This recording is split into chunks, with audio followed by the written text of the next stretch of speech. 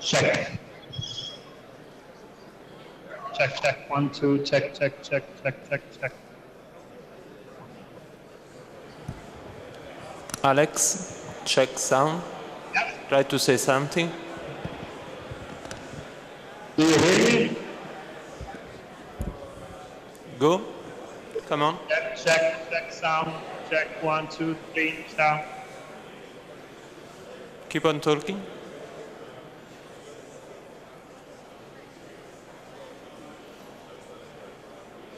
Lorenzo, metti schermo intero.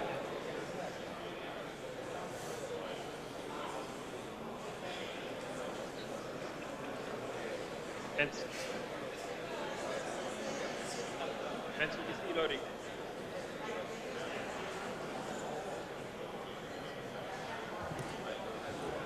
Lori, metti il video a schermo intero, questo qua dell'Atlantico Q.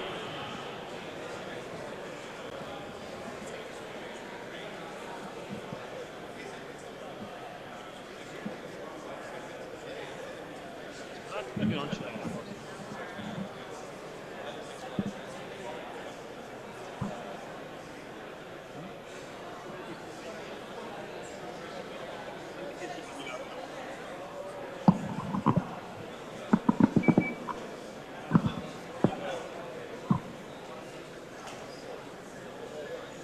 Sì, Ale, funzionava bene. Mi avete mutato perché noi qua non so se c'avevo feedback.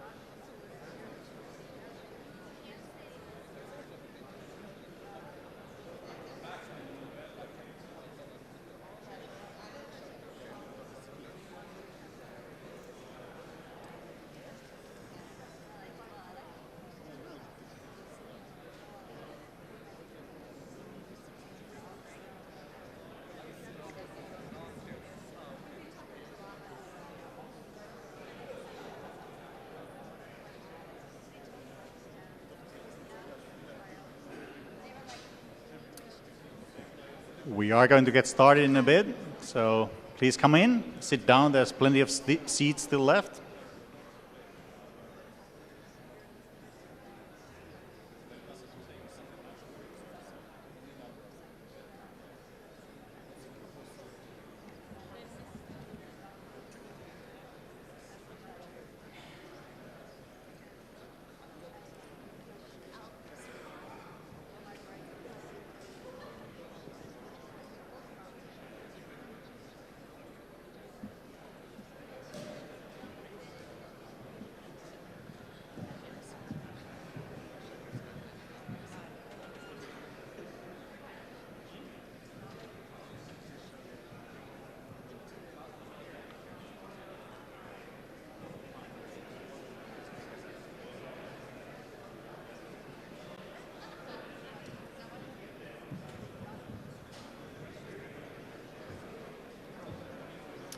Come on in.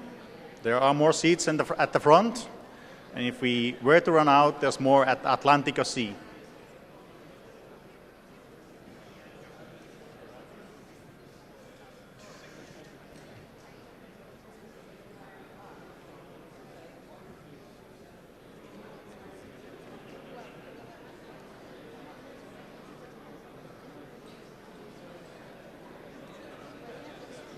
Okay, guys, I think it's time to start.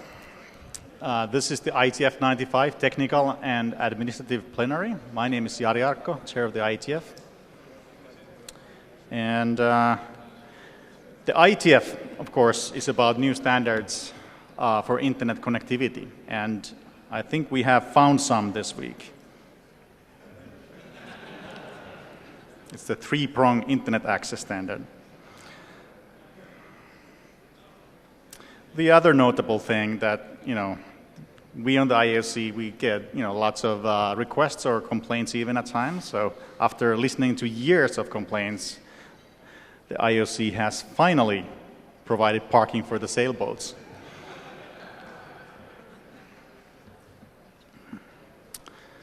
Anyway, so to the real business. This is the welcome part. We're going to have a host presentation soon, or talk.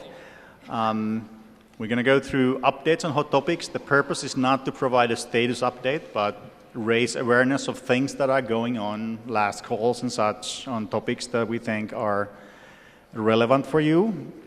And, on IETF itself, administrative meeting calendar, NOMCOM, RFC editors' work, particularly on the new formats, trends affecting the IETF, which we have been working on a little bit. Unfortunately, we have a in memoriam section also in the agenda.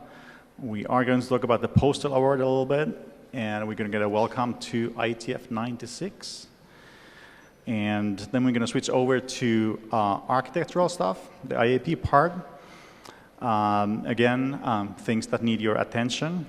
We're going to hear also a report from the recent IAB IoT Semantic Interoperability Workshop.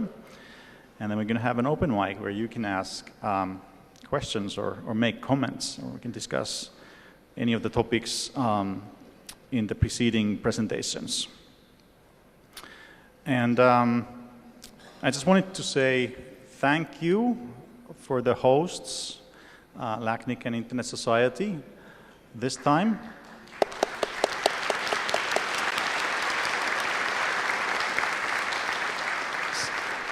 So without your support, we could not have this meeting. So it's really, really essential. So thank you for that. We also have a ton of other sponsors sponsoring various parts of the IETF meeting, particular breaks, connectivity, which has been general sponsors.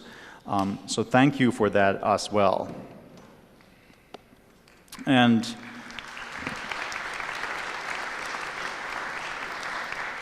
I wanted to ask Carlos to join me here on stage and give us a host welcome.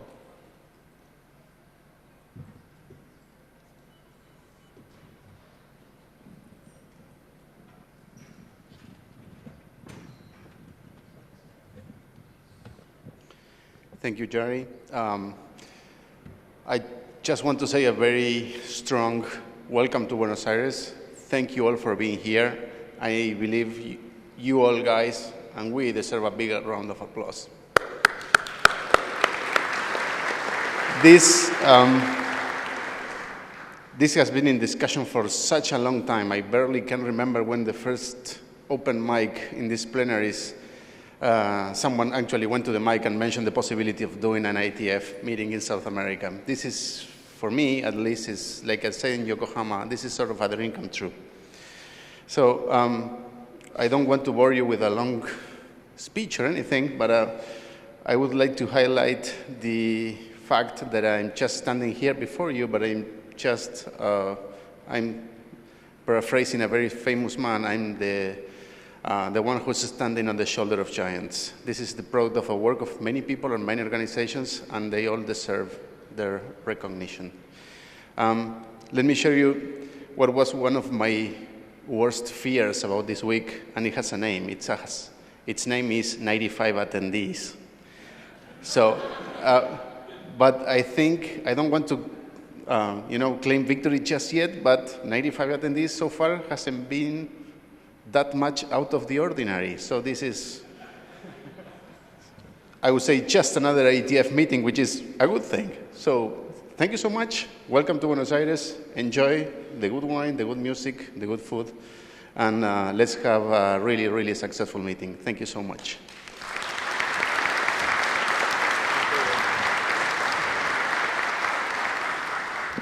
So I really want to thank you and everyone else, your organization and everyone who's been working here, and of course all the local participants who are coming from this region to the meeting.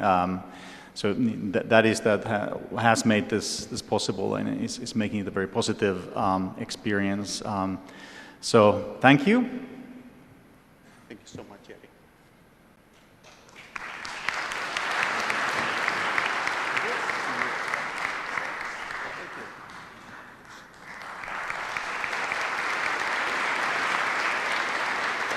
Thank you so much.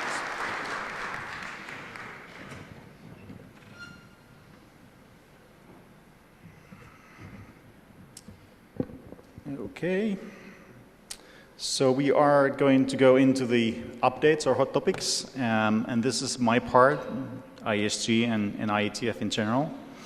I'm going to cover the meeting and participants a little bit, talk about something called the Ombudsteam, talk about mailing list facilitators, talk about code, which is obviously important. How did that get going here at this meeting, the code sprint and the hackathon. Talk a little bit about new rules or slightly changed rules around IPRs. We also have a new Node-REL proposal in the progress, and then we'll have some recognition. And as usual, there's more material on the net, so please take a look at that. And so the meeting and the participants. So this is, we are, I think, this morning, 1,002 participants in this meeting. And, maybe slightly less than we expected or projected. The projections, of course, aren't always totally accurate. But this is the first meeting in Latin America. This is the second meeting in Southern Hemisphere. We have a very large number of local participants, many newcomers and locals in the hackathon, just one example. A very active and interesting technical program. And as already discussed, active support from lots of people, LACNIC, the IETF LAC group, many IETF participants from elsewhere in the world coming over, discussing in various meetings. So this, like, engaging the IETF more on a region is not about a meeting. So this meeting is important, but it's much more than that. So that is the important part. We have to remember to keep doing it also after the meeting. So please keep that in mind, and if you can, do travel around the world and discuss with other interested internet technologists in different areas. We also, I noted, had a very large number of, or we think we had a large number of remote attendees. We can't necessarily exactly measure that, and we certainly haven't measured it before very accurately. But we did have quite many, and we all, even in the IST, have taken this to heart. So this is from our first meeting this week. Our security ADs, one here and one back home with her baby. So it seems to work, this remote attendance thing, even for the steering group. So that's good. The other thing is that, when we see the, large numbers of people participating online, which is, of course, what we are about at the IETF and sort of this remote participants, I did get a little suspicious when I saw this. Virtual attendee number 14, busy doing pings and DNS queries and such. And the question is, were these counted? And if they were, can they also participate consensus calls and such? So I don't know about that. The usual slide, the pie chart about the participants. Again, 1,002 people this morning. And by the way, you always see a little different numbers. And that's partially when you actually measure. And we measured this morning, and we took the number from a year ago from Wednesday morning or midweek. So to give you a reasonable comparison point, we are 55 countries, 140 people here from South America. ITF 92 indeed was 1172 people on site and 57 countries, and that was in Dallas. And this is the breakdown of the pie chart you can see. So I think a very reasonable turnout for this meeting. And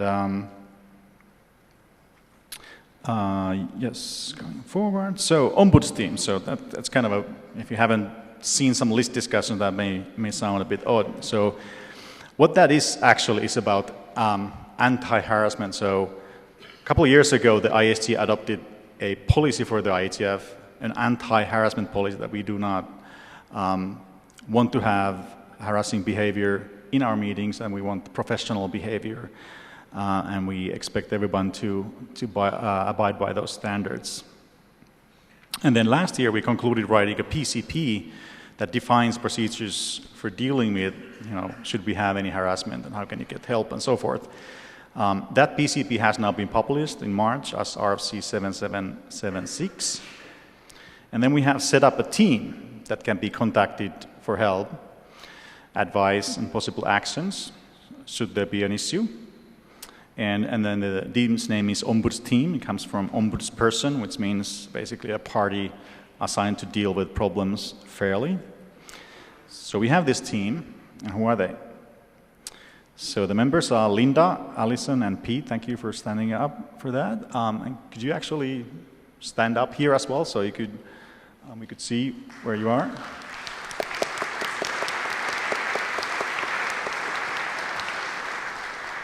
So this team and these people are very friendly. If you have any concerns, please talk to them, and your concerns will be kept in confidence, as defined by the RFC. And the contact information, unless you can catch them directly in person, the contact information is on the IETF webpage. The other kind of similar thing is that we have established what we call facilitators, or people who are tracking discussions and making sure that they stay as productive as possible. And this is for the IETF at IETF.org mailing list. And this is a bit of a special list for many reasons. First of all, it has a fairly large number of people, it has a lot of traffic, diverse topics, because it's not a working group list. It has no designated working group chair. I'm supposed to track it, but I'm also doing a few other things, so I can't read it really real time. And sometimes discussions get a little bit lengthy, or there's too much repetition, or even too heated.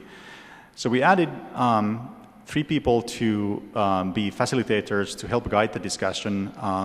So some of the things that these guys will be doing, for instance, is that if it seems like you have a lengthy discussion that is not really going forward, maybe it's time for somebody to write the draft, compile an actual document with a proposal, all parts included, and then make that proposal, as opposed to just keep discussing in email, and then come back when that draft is ready. So if you get suggestions like this from the facilitators, please listen to those. And the facilitators are SM, Carlos, and Christian. You could also stand up too if you're in the room. SM is probably not here, I think.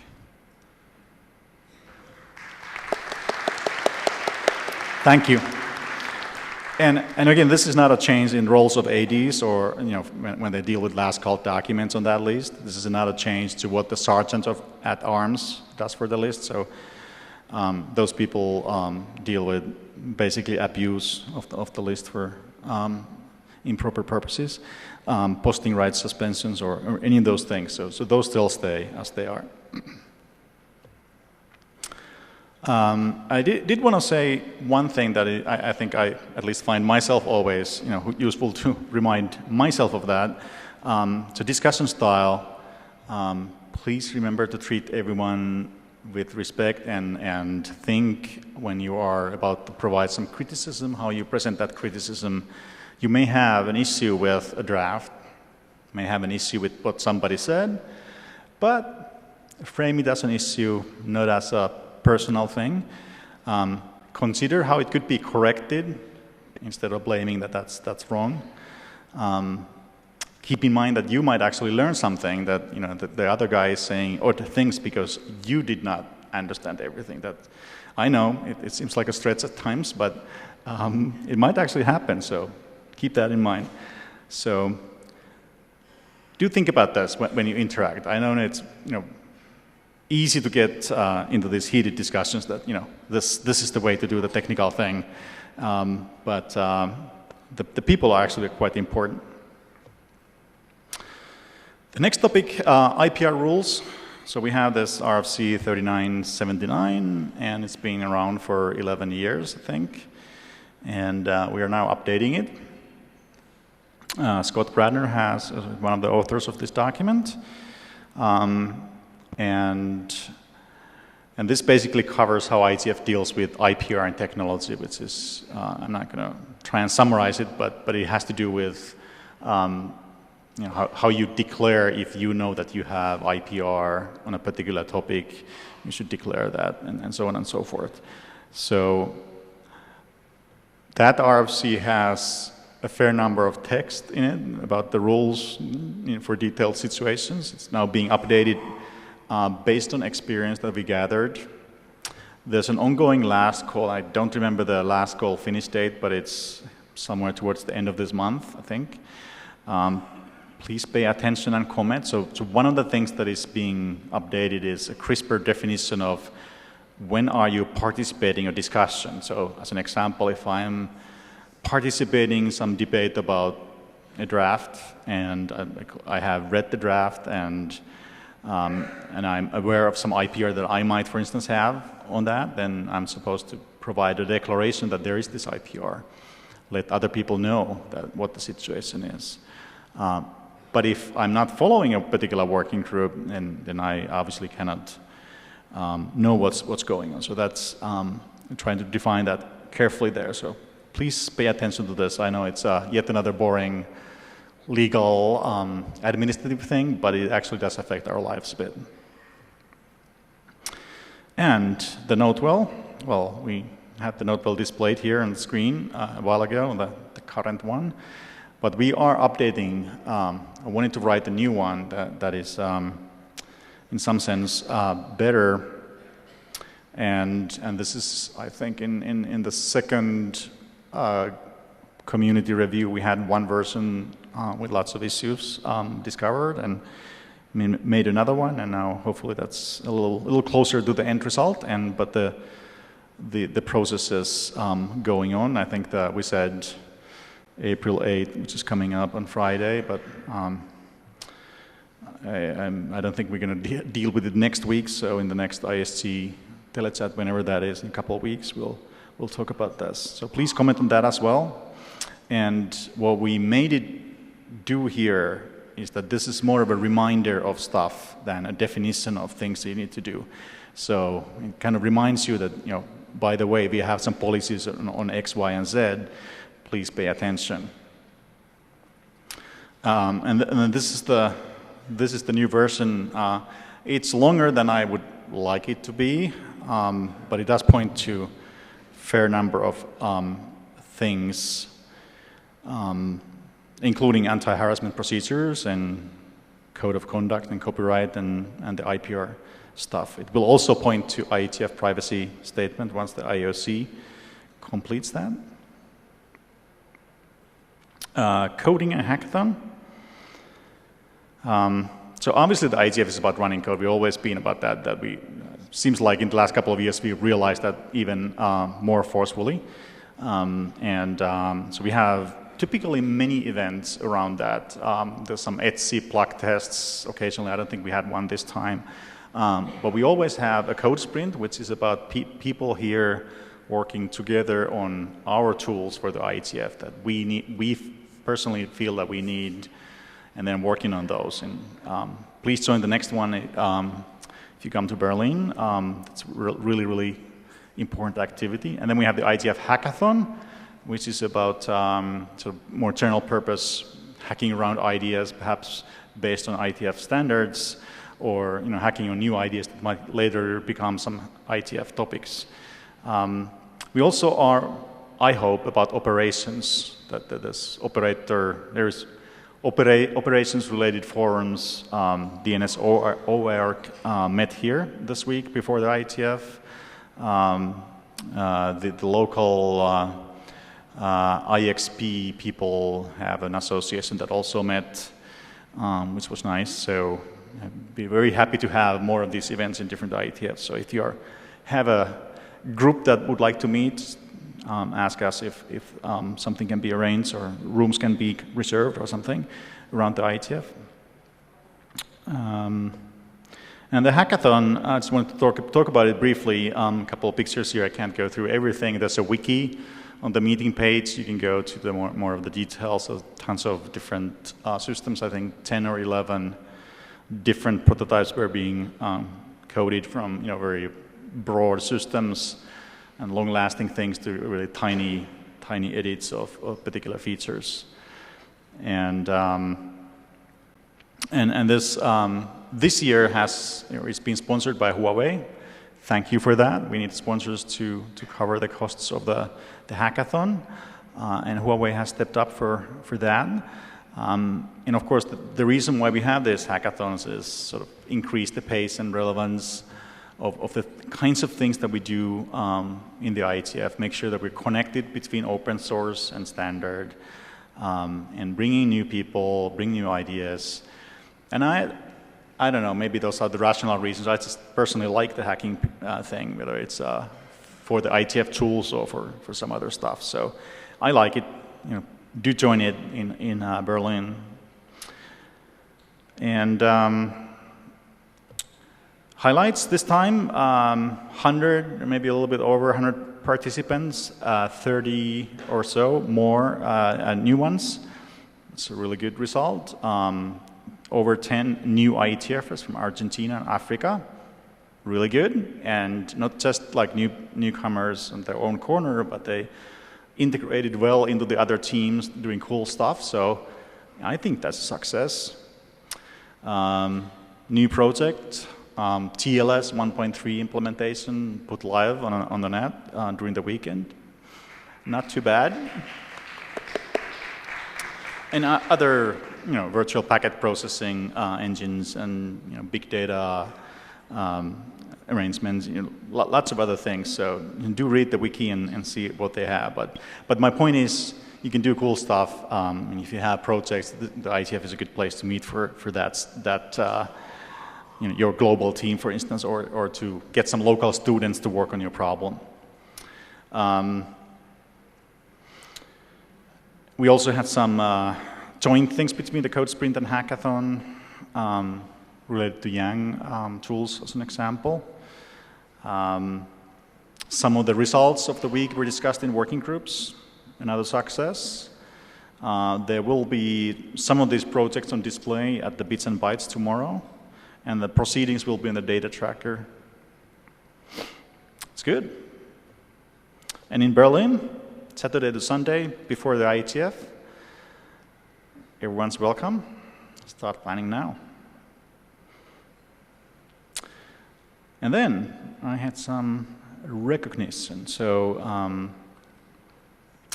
first up, as you know, the March IETF, the IETF leadership is being renewed, and some people step down, others step up. And I wanted to ask Martin and Barry and Brian to come up on the stage.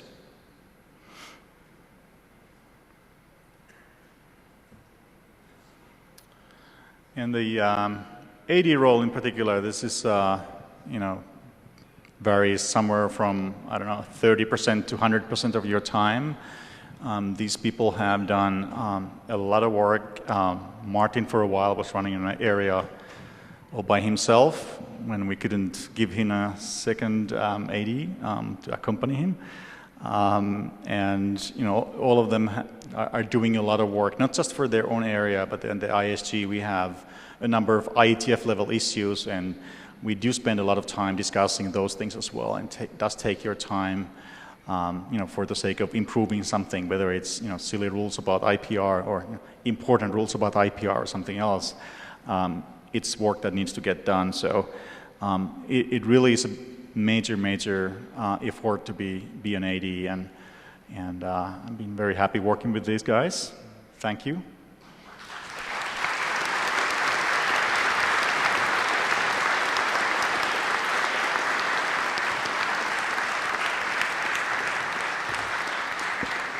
And I will be handing a plaque to each and every one of them, although we have just one copy here, and the real one will be mailed to you, we promise. The plaque is in the check. I mean the mail.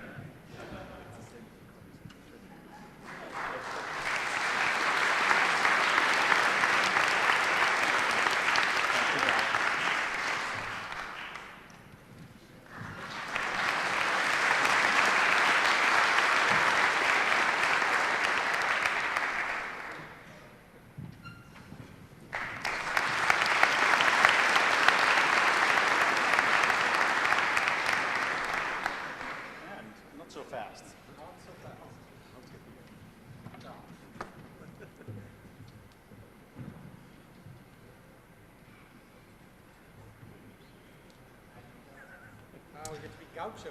Yes, we have some presents for you.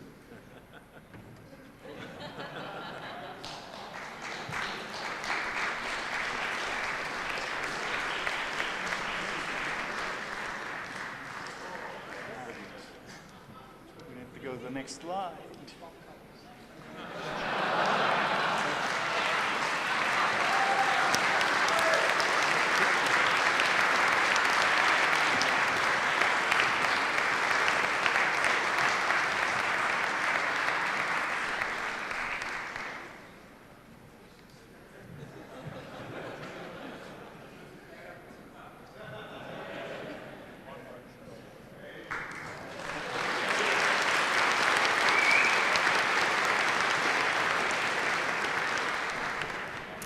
And they ride to the sunset.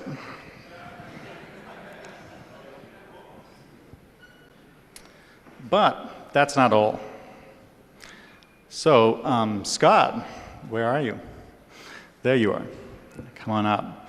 So, I wanted to recognize Scott because he has a very long IETF career. He's done so many things, and he's told us that he's going to be retiring in June this year. We will miss him. Hopefully he can still participate somehow at least, but or can meet us at least. And he's done just so incredible number of things, been here for a long time, published numerous RFCs. I think you're the author of the most cited RFC, 2119. You've been an AD in 4 different areas. I'm not quite sure I grasped that completely, but that's amazing. And you are being a board member many places, current ISOC board and current IOC member, for instance. And I mean, we can keep listing these things. I think for me, what's been really important, you really have been the person to look up to, so it's always been very easy to work with you. You always have an intelligent answer, and you always go all the way to think about topics and trying to do the right thing. So thank you for that. And I can't really, I mean, I don't really have the words, so I'll just quote what they say in the press.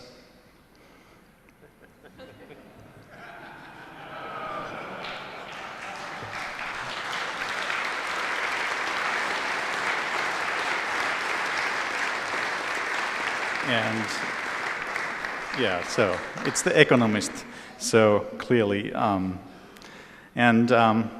we have some presents for you.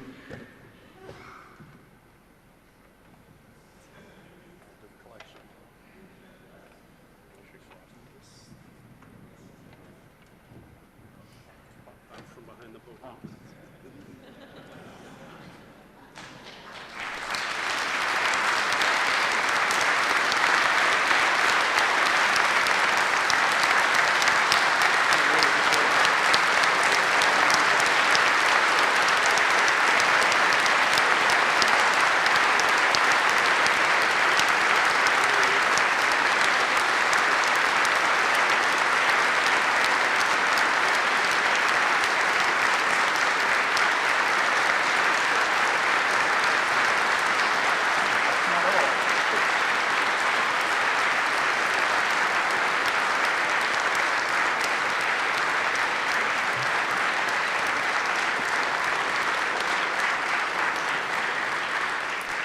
And that is not all.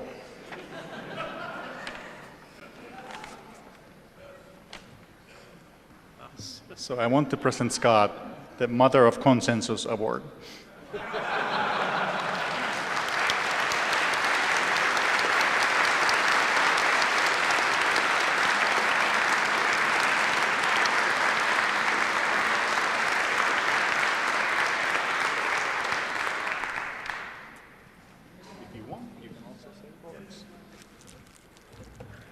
Well, thank you all. It's been a good time.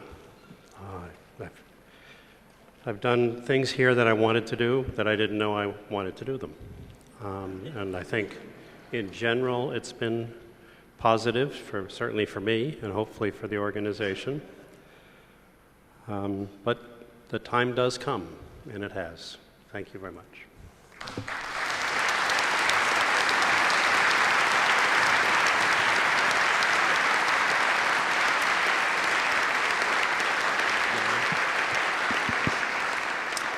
Thank you, Scott, for everything. Is it turned off, maybe? Hello? Try it. Hello? Not working? Oh, it is working. Okay.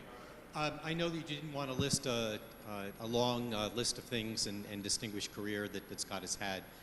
Most of us have known him quite a long time, and he's had quite a long distinguished career. But I wanted to add one thing to the list that you didn't have there, which I think is important to the IETF. We are going to have a presentation later about the Postel Award, and I think it is worth noting that Scott had received the Postel Award. John Postel, of course, got the first award in 1999 posthumously, but Scott received the next one in 2000, and I think it's worth pointing that out to this community and acknowledging that. Thank you. Thank you.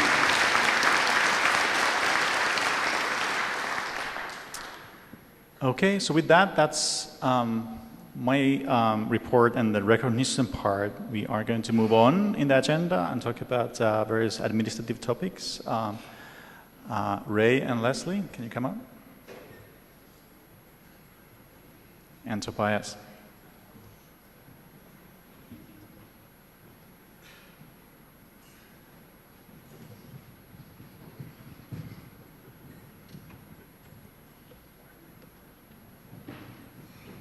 IEC report.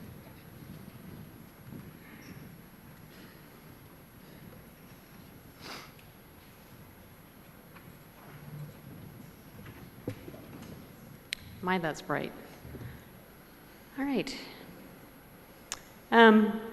So my name is Leslie Daigle, and as a result of IOC elections this week, I am the IOC chair.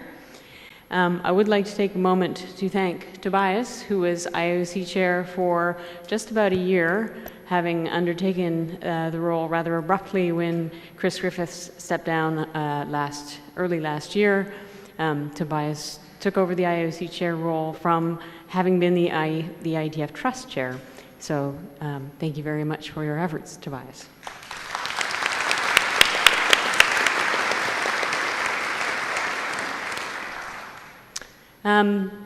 Okay, so I just want to give a little bit of an overview of some of the IOC activities really briefly, because Ray actually has all the detail in his slides and he will give you the appropriate guided tour.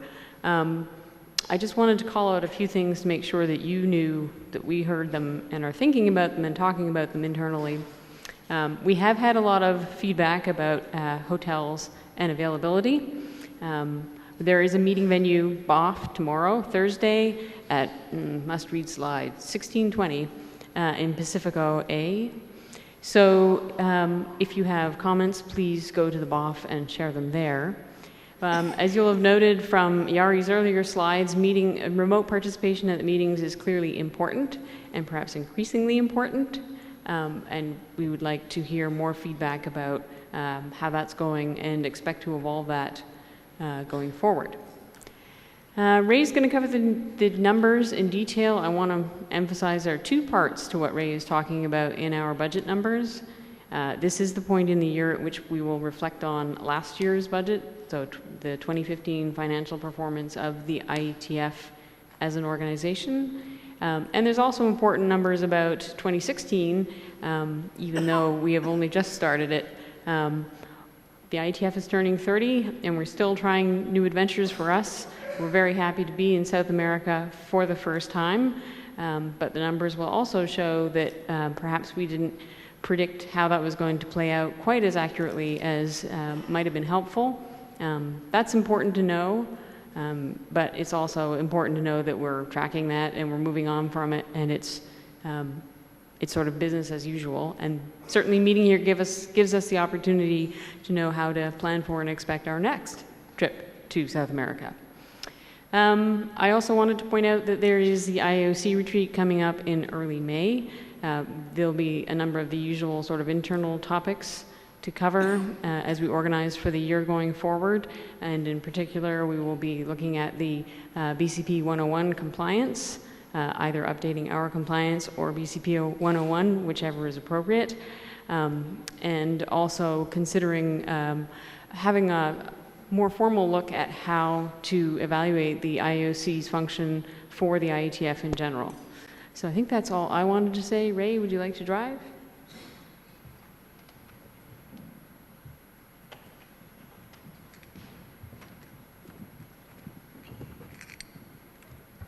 Thanks, Leslie. So the IOC gets to work very directly and closely with the hosts of these meetings. And we, as Yari said, we couldn't do it without the hosts. But for 12 to 16 weeks prior to the meeting, we're having weekly calls in order to nail down all the details.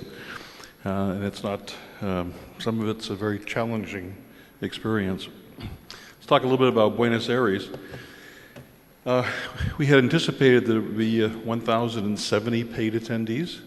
We fell a bit short on that. However, we exceeded our wildest expectations with regard to remote participation. We have 555 people who have registered to attend this meeting remotely. That compares to 77 in Yokohama. It also includes more than 30 universities around the world: Aachen, Munich, Philippines, Delhi, Boston University, Ohio State. They're all over the world watching this performance here, watching what you're doing, learning about it, hoping to contribute. A lot of first-timers, almost 270 first-timers, and we have 188 from India. Now, we don't have a lot that come from India to attend our meetings, but we obviously have a group that's very interested in what we're doing. Visas. We had a bit of an issue with visas. We had issued 200 letters of invitation, and about half of those were from China. About 100 from China, and 81 actually are attending this meeting. I want to particularly thank Christian O'Flaherty, a colleague of mine at the Internet Society, for all the work he did in unraveling the red tape at the Foreign Ministry, and also with freeing the NOC equipment at the customs to make sure it got here in time so that the NOC was operational. So Christian, are you here? There, stand up a second, would you?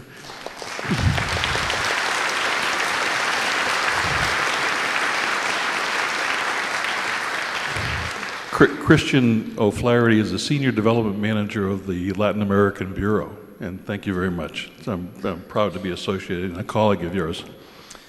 Registration revenues, again, because of the shortfall in the attendance numbers, were about 90K below what we had anticipated. Sponsorship revenues were a bit lower than what we had expected as well. We'll plow through that. Yokohama, 2015 was a very successful year, and it ended very well with Yokohama. Our attendance was over 100 more than we had projected. We had registration revenues close to $95,000. Sponsorships were a little bit below budget, but more than offset by other revenues. At the end of the day, we had $98,000 more than we had anticipated to pay off other operational expenses, such as the Secretariat, RFC editor, IASA, and those things. Some meeting announcements. I think you're aware that we're going to Chicago and for IETF 98. That was originally scheduled for Montreal, but it turns out the hotel in Montreal is undergoing renovations. So we had to change our plans. 99, this is all 2017 now. 99 is Prague. And I'm very pleased to announce that Comcast, NBC Universal are hosting this particular meeting. Thank you very much, and I think Jason and Glenn Dean are here, and thank you guys, appreciate it.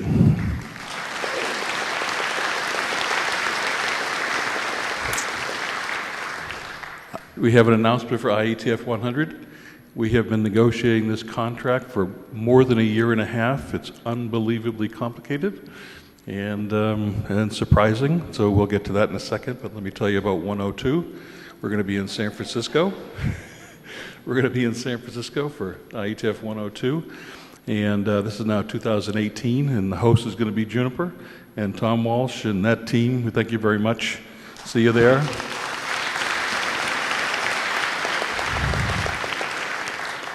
And we got such a good deal in San Francisco, we bundled up a two-pack.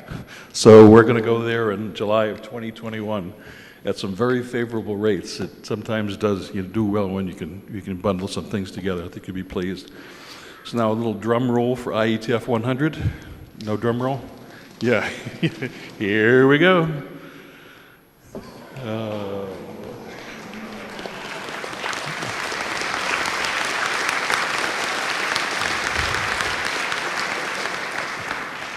That was a lot of darn work, I got to tell you. And Laura Nugent from AMS, who actually does the day-to-day grinding out of that contract, thank you very much for that and working with me to get that done, and with ISOC. So this is a big deal. The other thing I'd like to note here and announce now is that the host for Singapore, IETF 100, another drum roll. Yes, good. Cisco.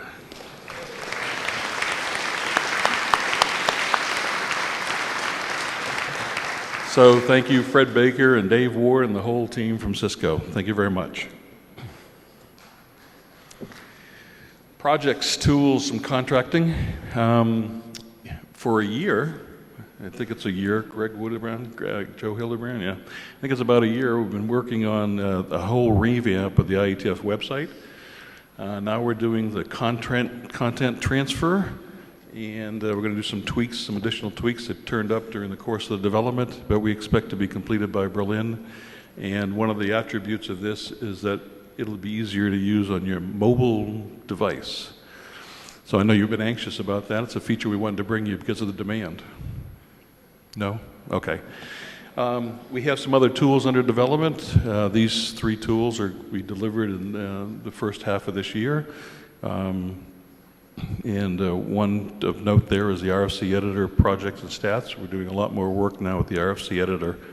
So we'll tell you about that in this next bullet.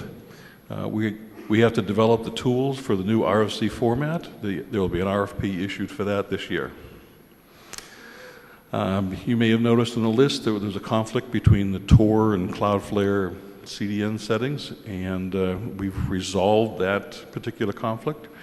If you're having any more difficulty, let us know so that we can address it. The other bit is that we have adopted new administrative procedures. There was an RFC that was issued, and after discussion with the community, and then the IOC adopted the procedures. 2015 financially was a good year, particularly because of the higher attendance. We had 300 more people than we expected during the course of the year, so that's a good thing. And so we're 7% up over budget for that particular item. Sponsorships pretty much met expectations. Expenses were below our budget by 2%. We were even under our meeting expenses despite the higher attendance by 1%. So these aren't big numbers when you're talking about a $6 million budget. So we did pretty well there. One thing we're a little disappointed we didn't expend all of our capital tools development money of $215,000 last year. But the reason for that is that we're rolling over the RFC formatting tools for development in this particular year. So we'll get those things done for you. So this is kind of a high-level snapshot of the 2015 budget. The income of $4.4 million. You can see the total expenses of $5.9 million, of which meeting expenses are 45% of the total costs.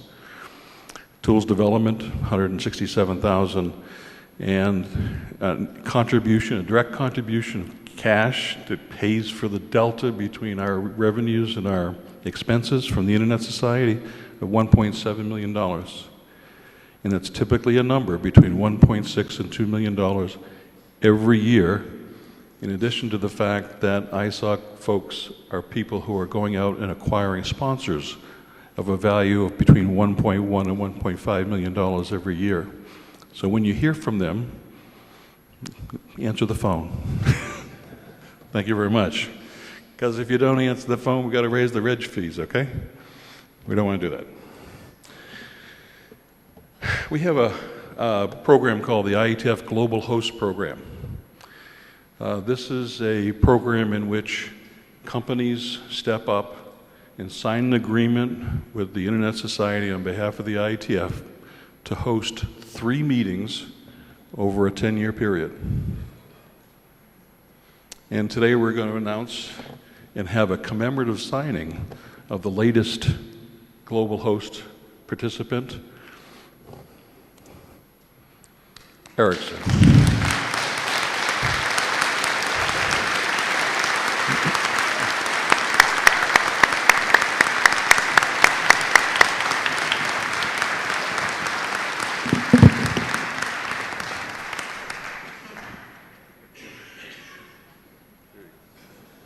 Okay, so I want you initial here, here, here. Sign it here and here, okay?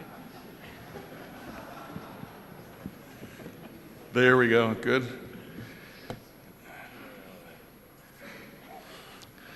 You have anything to say for yourself? Well, thank you very much. On behalf of the IETF and the Internet Society, thank you very much. Thank you, Ray. I've been asked, very, very briefly, I've been asked to tell you about why we are doing this, and also about the experience of signing this deal. So first of all, why Ericsson is doing that? I mean, the obvious answer is the technologies the IETF is developing. When our vision, we call it the network society, requires some technologies to support it, and many of these technologies are developed here. Internet of Things, management and orchestration, anything that supports virtualized environments, I mean, there's a list that, you wouldn't be surprised of the technologies I would talk about. But second, and equally important, is we need the IETF as a forum for industry alignment. So for us, it's very important to be able to talk to all industry players, that they are gathered here and actually agree on important topics. So we shouldn't forget about that part, which is not, completely the same as the technical work here. So that much about why we are doing that at Ericsson, and we are very pleased to announcing this today. Second is, about the actual process for signing. And I would like to say that I'm really happy about what, all the efforts of the Internet Society in making, being able to sign this so much easier than before. They can work with companies to have it, like recurrent payments. You can sponsor, smaller things, bigger things. So I would like to encourage all of the companies that are here to basically go work with them and see, in which ways you can support the IETF and its operations. And, thanks a lot.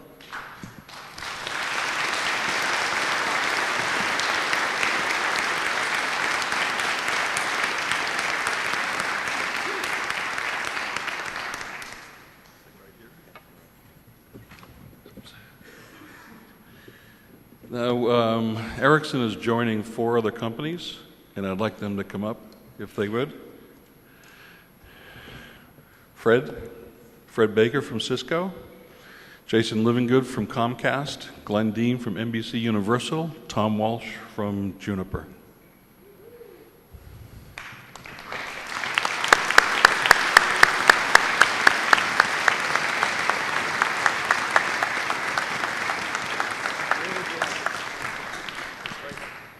Team pictures?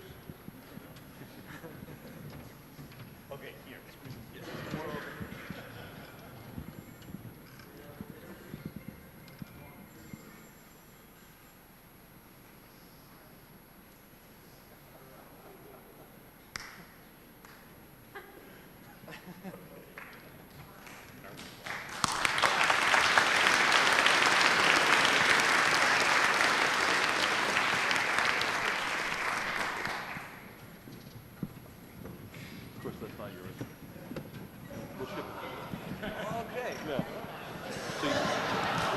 See, what I didn't explain earlier, Gonzalo, was as it's presented to your name here. This is kind of our blank. but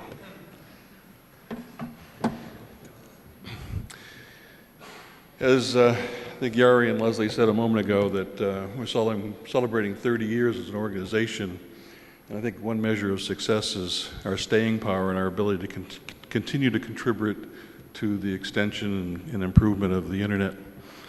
And here we are in Latin America and celebrating our 30th year. We chose to be here in our 30th year. Carlos, Lacnick, all the folks, .ar, Nick.br, Cabase, we wanted to be here with you. And hopefully it won't be another 30 years before we come back, okay?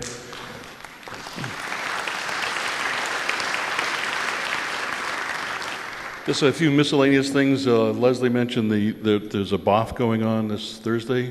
Please come out. There is a list. You can join the list and participate in understanding and providing us feedback with regard to how we select our venues, what the criteria is that we use, what the requirements are, what the processes that we follow. We actually begin doing this 4 years out. We are looking at 2019 for venues, for example. We have a meetings committee, and they consider all this. We have a site team that makes trips to all of these venues. Jim Martin, Laura Nugent, Marcia Ballou, Stephanie, and brings back information by which informed decisions are made. And of course, we make those decisions 3 years and 2 years out. Things may change, but hopefully they'll stand the test of time. So if you're interested in knowing how the sausage is made and providing input into the sausage making, please show up Thursday afternoon. There is an ongoing discussion about sustainability, IETF, and the things that are important to us to sustain the organization. What is the organization going to look like 3, 5, 10 years from now? And what do we need to sustain it with that kind of vision in mind? So IOC is contributing to that discussion, but frankly, what we need to hear from is the community to share your vision about what this organization is going to be like. You can see with the remote participation platform that MeetEcho has developed that there are changes. We're going to have more people worldwide who are participating in individual working group sessions than perhaps that are in the room. And how do we integrate them into the process of the participation? And hopefully that's going to be a good thing. We also have an IETF privacy policy. The IOC is considering adoption. We have it out for comment. Please take a look at it. We've had some feedback along the way already, and we're continuing to iterate that document. We have every meeting we have a Thursday Tech Talk, which is hosted by the host of the meeting. And we have Oscar Robles, the LACNIC CEO, who'll be speaking on the internet deployment challenges in the third world. And go back, there we go. And that's Thursday during lunchtime. So if you have some time available, please go and listen to Oscar. As Yari mentioned earlier, Huawei has stepped up to be the sponsor of each hackathon session in 2016, and we're very appreciative of Yizao and the Huawei team for doing that. Bits and Bytes, Thursday night. Bits and Bytes is also, we have several tables that are sponsored. We're also going to have a social light environment on one end of Bits and Bytes. And so if you want to do some tango dancing, you may have an opportunity. Thank again to our sponsors for connectivity for Level 3 and iPlan, and New Star for the welcome reception, and Cabasa, ICANN, Nick.br, and .ar. I also want to acknowledge the work that the Code Sprint folks are doing, and 18 people there this Saturday. Everyone gets a t-shirt. You may want to attend just for the t-shirt. They're really good. If you're interested in this, Robert Sparks and Henrik are the people to talk to, and they'll get you engaged.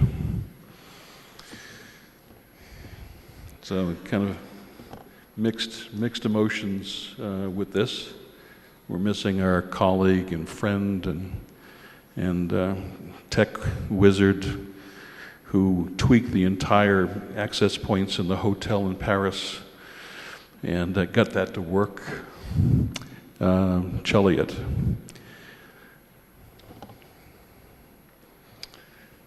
We have volunteers, and we can see that we have 14 volunteers, led by Jim Martin, who make this thing work. Verulan is our contractor, led by Con Riley.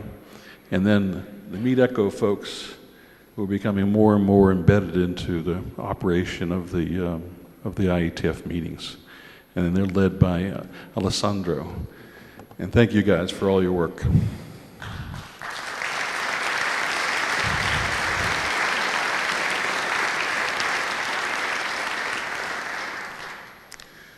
And there is no backup for this. This is it, okay? You'll have a chance to shot at us a little bit.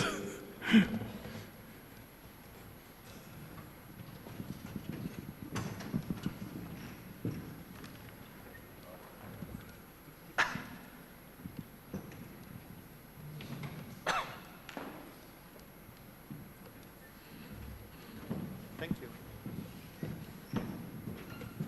Yeah, okay. Hola, buenas tardes, amigos. So, I thought, as we are in Argentina, so maybe start with the adequate language. But actually, this is as far as it goes with Espanol for me. So, the rest will continue in English, I apologize. So normally, trust reports are quite short, which is due to the fact that actually trust is maybe not too busy, or sometimes we cannot show too much. But actually the last year was a lot of work for the trust. And you will see that there's quite a number of things. And especially with that in mind, I'd like to thank the outgoing trust chair, Benson, for pulling that weight in the last year. And he came on the IOC, and just a few weeks afterwards you were asked to become the trust chair, and thankfully you took that role. So, and boy, did you pull weight. Okay, so thank you very much.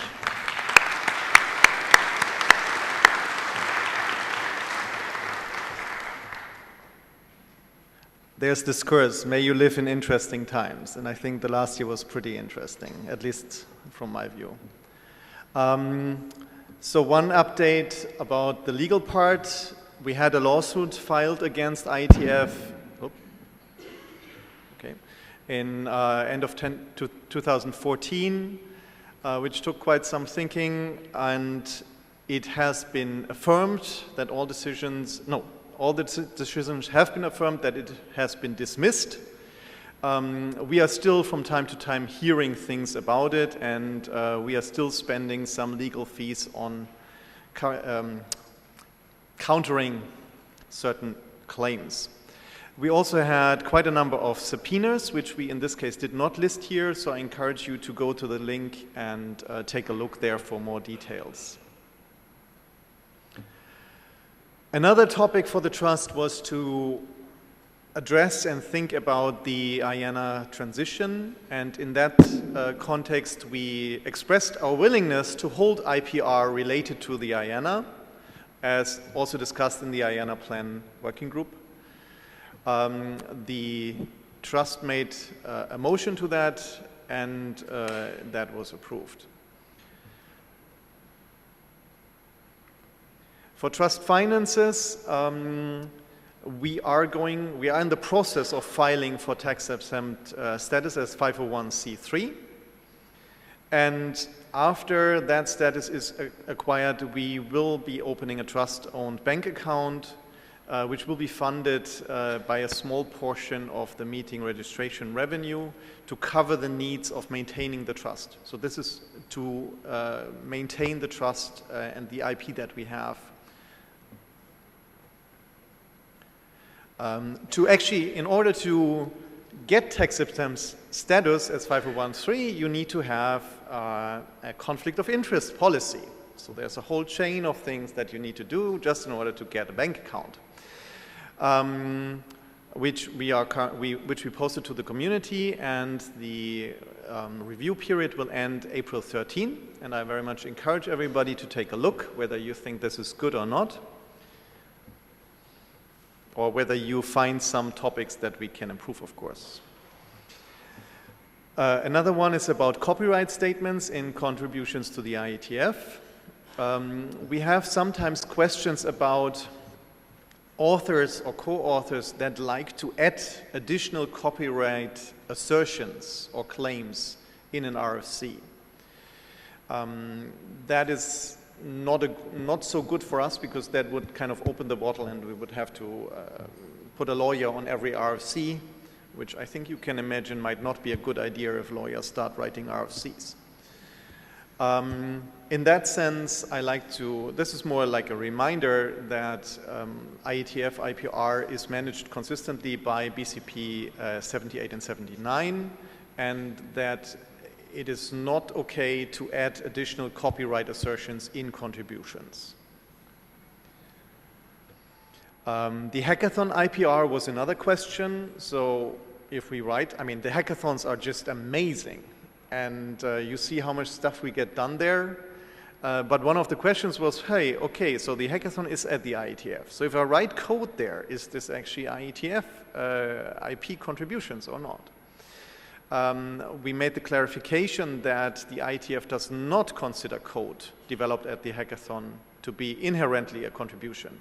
However, if you give a presentation there, it is considered a contribution. Presentation, sorry, my wording. Well, and with that, I come to the close. Any questions for later, I think, for the panel? Thank you very much.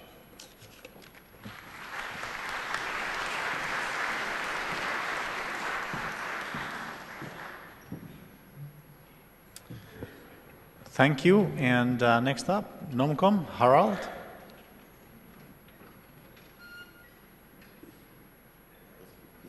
Are we on? Had trouble finding a microphone. I do have a question for the trust. Had a little issue. Oh, are we not doing questions now? We're not doing questions yet. We can do it later for oral.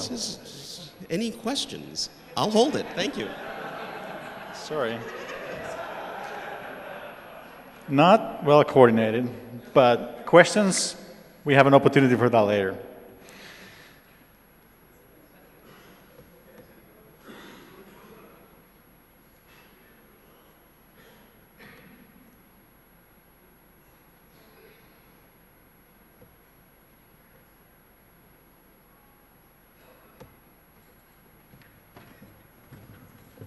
Thank you. This is hopefully the final report from the 2015 NUMCOM. We have completed our duties and have sincerely enjoined the IETF chair and other community members to please stay alive and active so that we don't have to do any replacement work. So, I decided to make the slides as boring as possible and only make jokes verbally. So, the ones who made decisions this time, those of you who are present, please stand up. I won't read all the names, but you have seen them.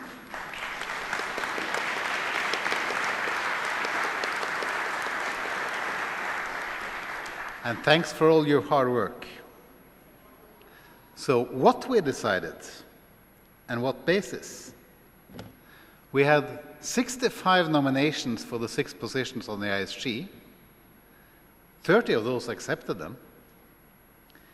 There was not so much interest in being on the IB this time. Only 24 people were volunteered, 15 of which accepted the volunteering.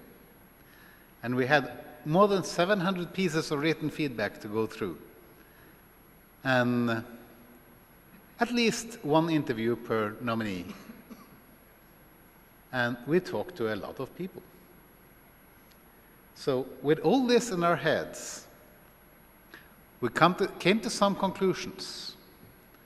The NUMCOM is out to find the best leadership it can for the IETF according to the NOMCOM's opinion of what is needed.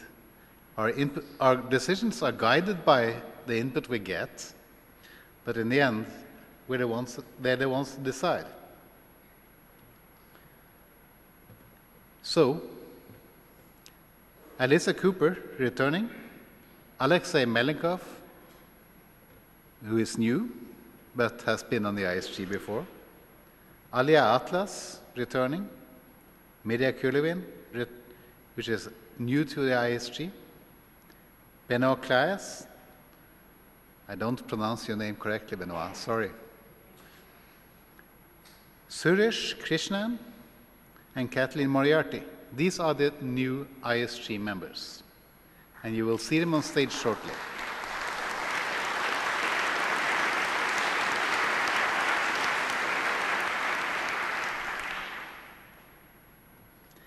On the IB, we have Brian Trammell, Eric Normark, Joe Hildebrandt, Lee Howard, who is new, and Martin Thompson, who is new, and Ted Hardy.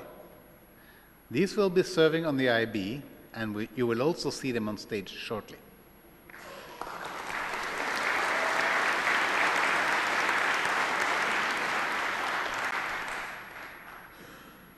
This has been quite a bit of work, and I'm very happy to say that we already know who gets to do it next time. Lucy Lynch has volunteered to be the NOMCOM chair for 2016.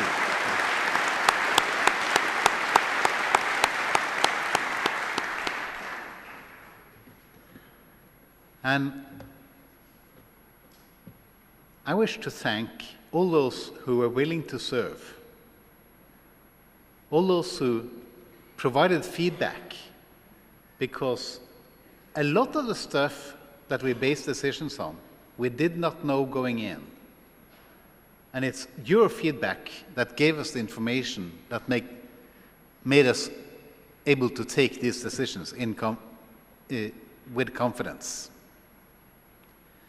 All of those who were selected, of course, willing to pick up the burden, and especially those who were not selected, but still participated in good faith in the process. Some of the scariest situations for a selection committee is when you have only one candidate and you realize you're not happy.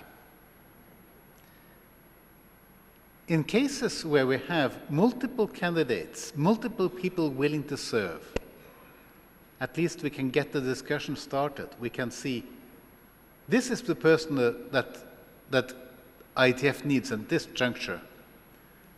And this is a person who is able to step up if the other one can't make it. So volunteering is terribly important. And being gracious about not being selected, thank you. And everyone who assisted us in getting this far, thank you very much.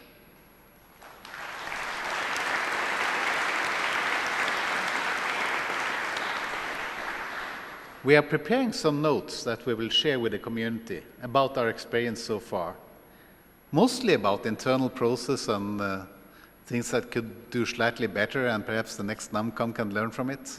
We're going to file this some public place, just because then it's public, then we don't have to worry about who sees them. But they're not ready yet. They will be announced. And with that, thank you.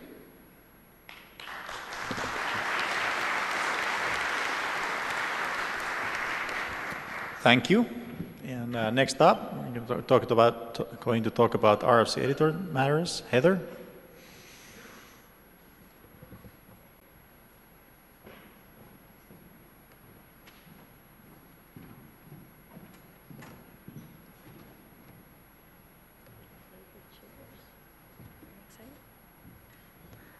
Hello, everybody. This is a lot of people.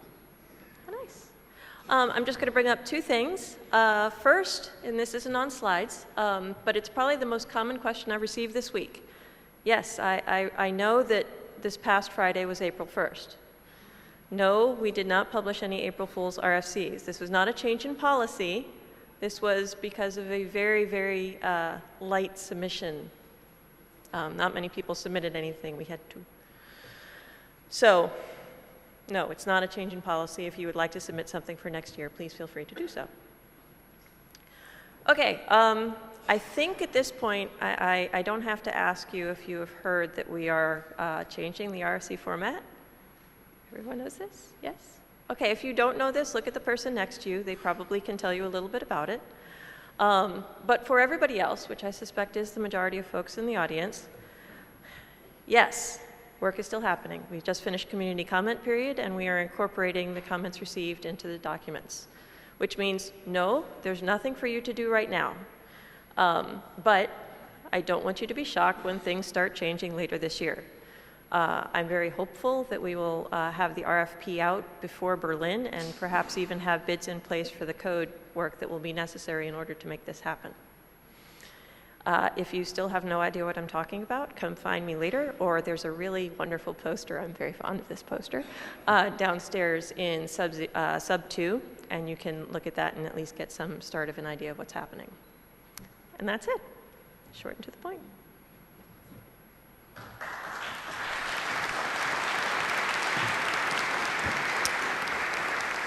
Thank you.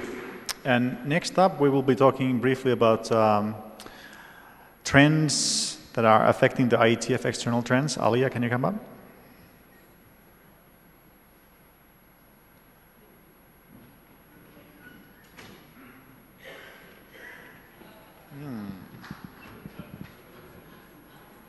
Uh-oh.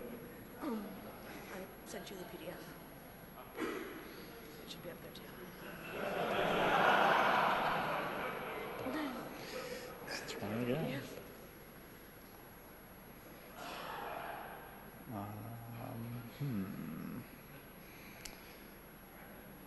No, we do not have that.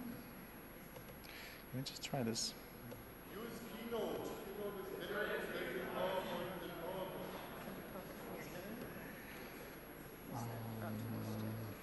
That's optimistic. I can grab my laptop. Yes. Slight technical problems.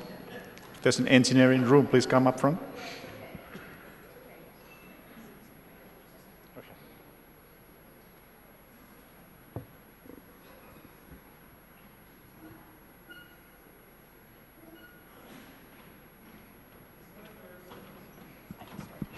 I don't have to waste everyone's time while we're going. So I'll get just started while we wait for getting the slides up. They're deeply amusing, so you'll want to see them anyway. But basically, I'm here to report back from a design team that's looking at the trends and observations about the environment around the IETF and what's been going on, reflecting a little bit now that the IETF is 30, because it's really time to plan for the next 15 years and see what the world we live in and how to make it work, and how to have the IETF keep evolving and doing really great stuff. Do I have slides yet?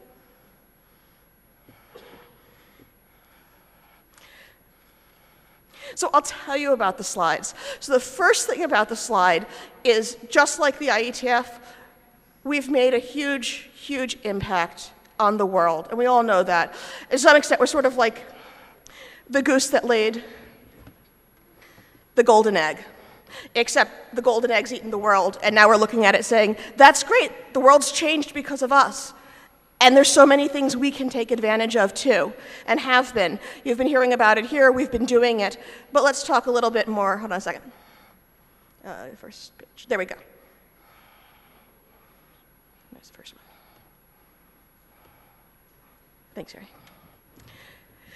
So what's changed? We have amazing collaboration tools. I mean, MeetEcho, I remember my first IETF. We had nothing like this. RTC Web's made a huge impact.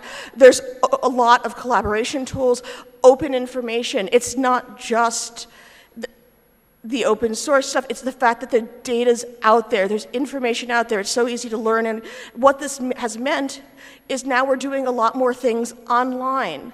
Just like we started, years ago when we started doing everything on email.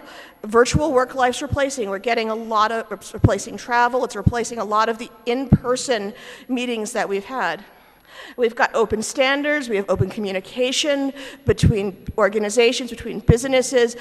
And we've got running code that we even share. So we can get a lot of just permissionless innovation, the ability to innovate above the stable platform that we've been providing and evolving is awesome.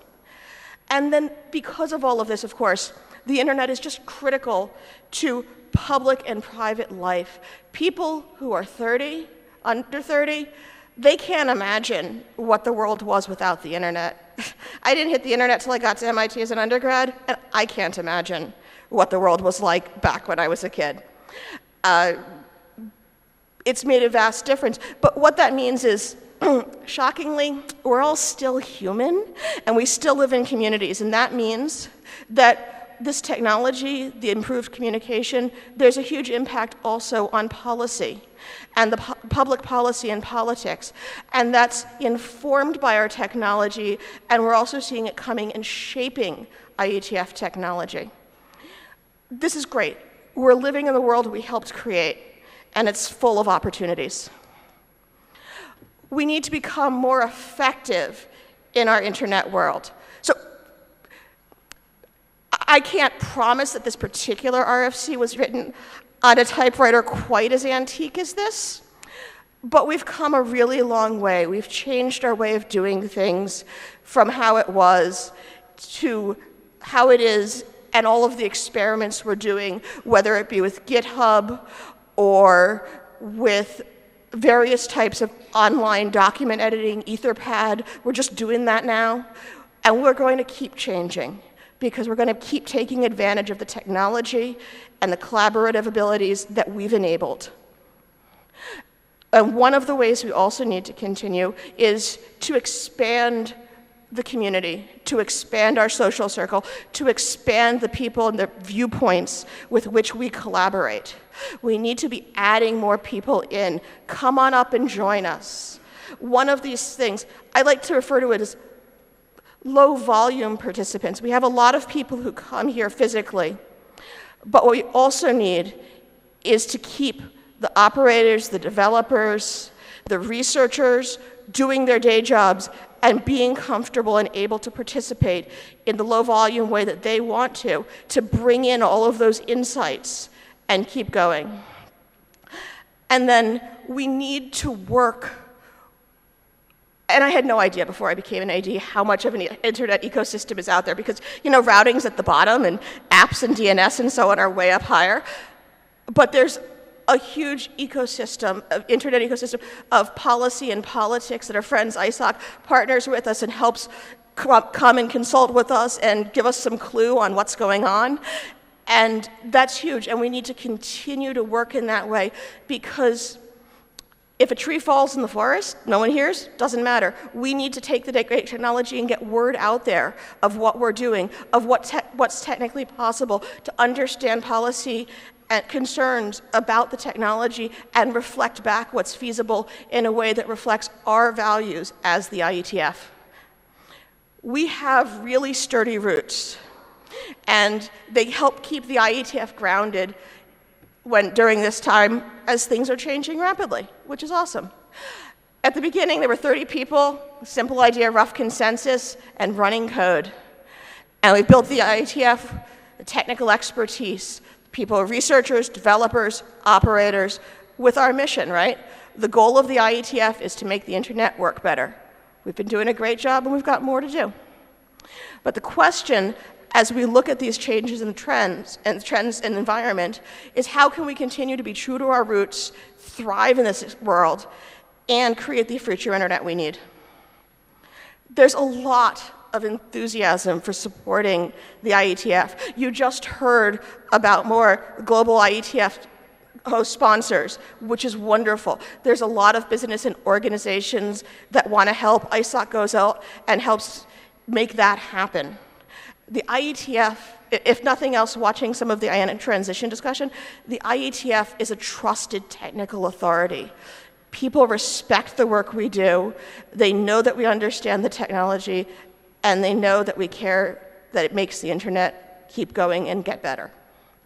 The Internet Society is redesigning the Open Internet Endowment to be focused only on the IETF. It's renamed the IETF Endowment. This is really exciting because we need to have help in order to have the IETF transition to away from a funding structure that's based on physical meetings. We need to have the ability to have a sustainable funding structure. We'll still have meetings, but the question about how we grow and increase remote participation in the physical meetings or additional hubs shouldn't be tied to worries about the finances. And we're really lucky that we've got a lot of friends who want to help us. It just makes me so happy. So, one of the other things, so that's covers some of the funding pieces. We also need to expand the motivations for IETFers and supportive organizations to come and participate and increase the ways to effectively participate. It shouldn't be hard. We should be requiring technical expertise and hopefully a modicum of social skills, but we shouldn't be making people jump through archaic tools and processes. We should be working on making it effortless. So the ideas come through. So that's what I see as the IETF future. We're going to spread the idea, grow the community, rough consensus and multi-stakeholder. The remote participation just keeps getting better. Please give feedback. Of course it can improve. That's what we do as engineers. We find the problems and we fix them. I think we should be encouraging IETF hubs. We've talked about remote hubs, which tend to be fixed on having bidirectional communication or time-shifted communication with the physical meetings. But the IETF needs to be is clocked at a higher rate. It's very easy as an individual participant to go away and think, oh yes, right, the meeting, I need deadlines. As an AD, we just keep going. Things keep happening, and you all need to too. And that's one of the advantages of doing something like IETF hubs. We can get some location-based active communities so that you can have time whiteboarding with other people who are enthusiastic, do the technical sharing, hackathons, share share code, as well as participate remotely via the hubs. And of course, there's always social. There's two things that really tie us together. One is our love of technology and finding the good practical idea that we need. And the other, it's just the joy of finding somebody else, that 1 or 5 other people who really understand what you're talking about and having the ability to have an awesome technical discussion that really solves a problem. And I think we can do that in local communities as well. We need to do, and have been doing, running code. Obviously, we have been working on a focus around hackathons, better interactions with open source. Code Match is coming along. I'm told I can go see a demo very soon, like this week. And we need to evolve the hacking and running code culture. But we need to do that with your thoughts, not just ours. We're a few folks. The community is where we have strength, figuring out how to do this, experimenting. And spread the IETF idea. Communicate what we're doing. It's very easy to be inward focused. We also need to be outward focused. And then we also need to be aware of new technologies, new focuses and communities that may be coming and joining us because they want standardization. And they see the IETF as an excellent place to do it. We need to be welcoming. So, the IETF is our changing system. When I first came to the IETF, one of the challenges, because I wasn't one of the ones, who actually made the initial pass, one of the challenges was going from thinking about the IETF and the internet architecture as this rigid structure that you learned and that's just the way it was. And instead, I like to think of it kind of like a Minecraft castle, where you can just go and build some more pieces on or blow it up. Sometimes a creeper comes along and you're like, crud, and then you build it better. It's ours to modify. And the thing here is, organizations are systems. This is our environment, it's our system, and we have the opportunity to grow it to be better going forward. It's been great. We've still got more things to change and do. We're not the frog who's oblivious to the outside world. We're going to make those changes. And we've been making these changes. Change is constant. That's part of technology. That's part of the world we all live in. And you can see 10 years ago, we didn't have the IAOC and so on. And then we went and we did it, and now it's just the way it is, right? We can do this. So hopefully I've got you thinking. And probably you're wondering, yeah, those are nice words, but now what?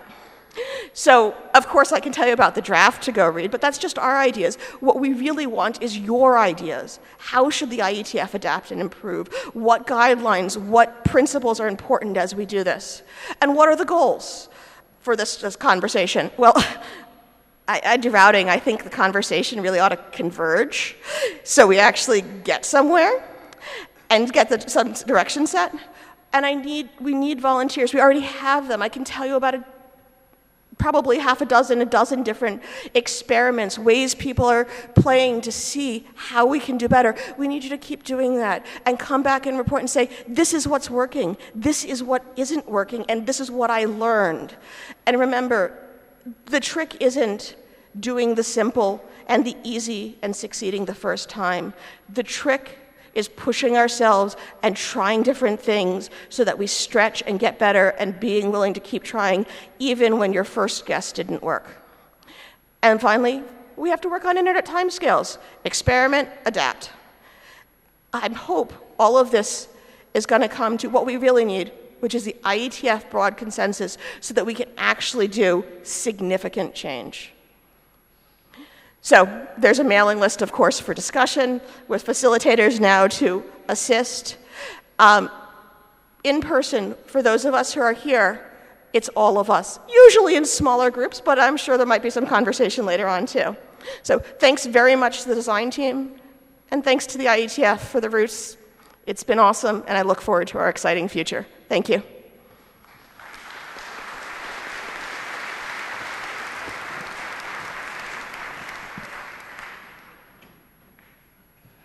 Thank you very much.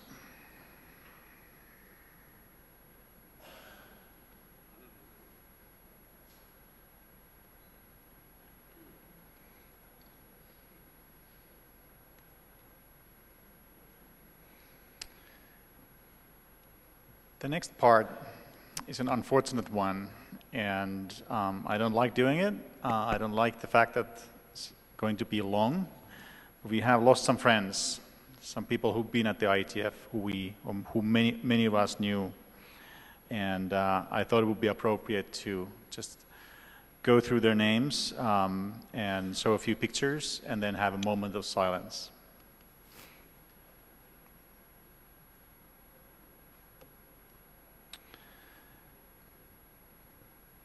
First one, Chris Elliott, known for many things, including being the knock guy, the person who rewires hotels in Paris.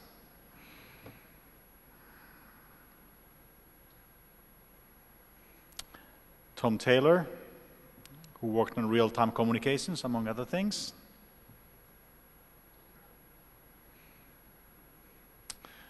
Rob Blockchill, chairman of RIPE.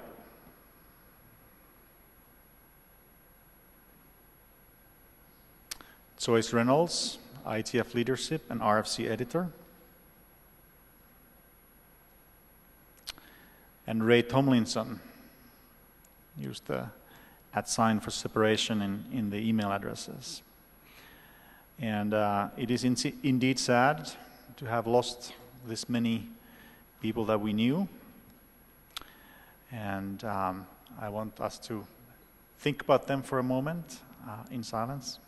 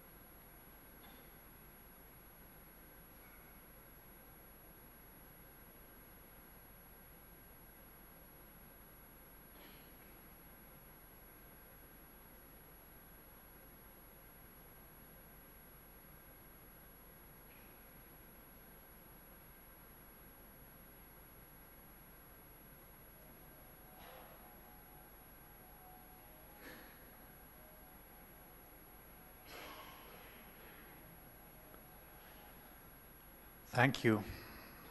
And let's keep these people in our memories also in the future.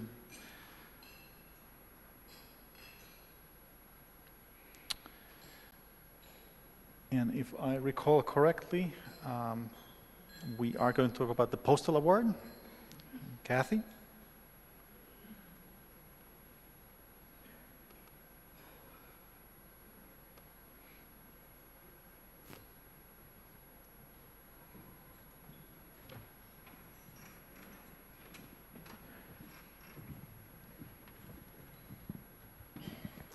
Thank you, Yari, for allowing us those couple of minutes. We now turn to the award that's also in memory of one of the great members of the IETF family. I am very pleased to again open the nomination period for the 2016 Jonathan B. Postel Service Award. You'll see on the list of recipients at least two of the friends we just remembered, and very wonderfully our very present Scott, who was the second award winner. This is quite an impressive and beautiful group. Rob was here just last year standing before us as a recipient. This service award was established by the Internet Society to honor a person or an organization that has made outstanding contribution and service to this community, including sustained and substantial technical contributions, service to the community, and leadership. The award committee is comprised of past honorees. It's a fabulously rich experience to be with those honorees and hear how they select the honoree this year, which will be the 18th year that an honoree is selected. Nomination period is open right now. It'll close on May 18th.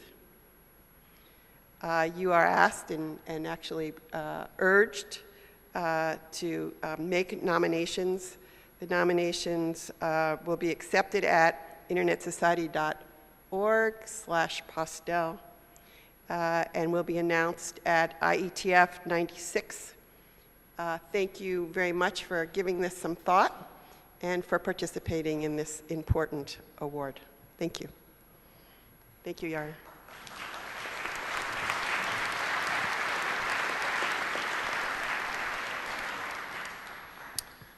And speaking of IETF 96, Tom, can you come up?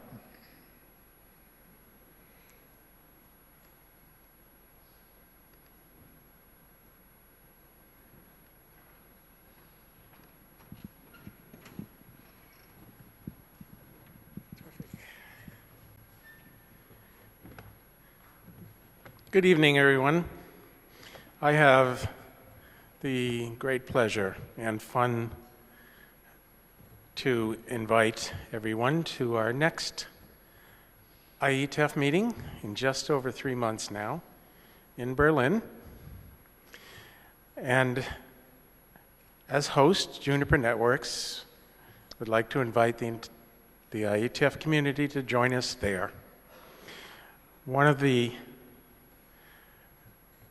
really great pleasures I have tonight is to give you a little bit of an advance taste of the meeting. Of course, you all know the symbol of Berlin there, the Brandenburg Gate.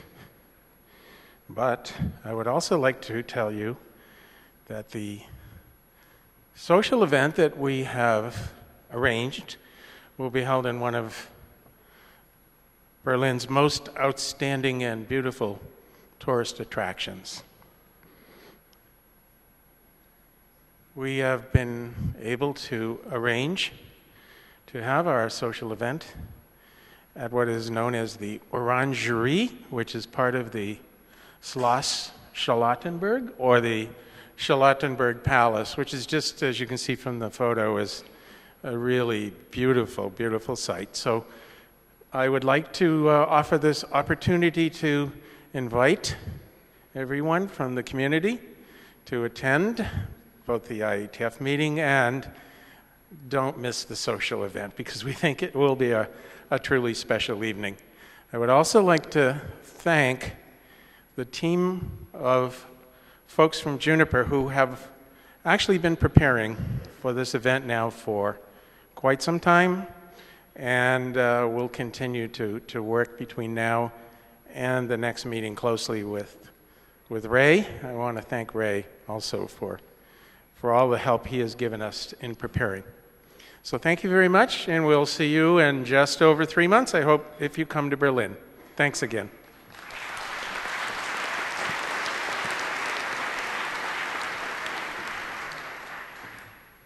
I am looking forward to that, and now I think it's the IAB part, so Andrew.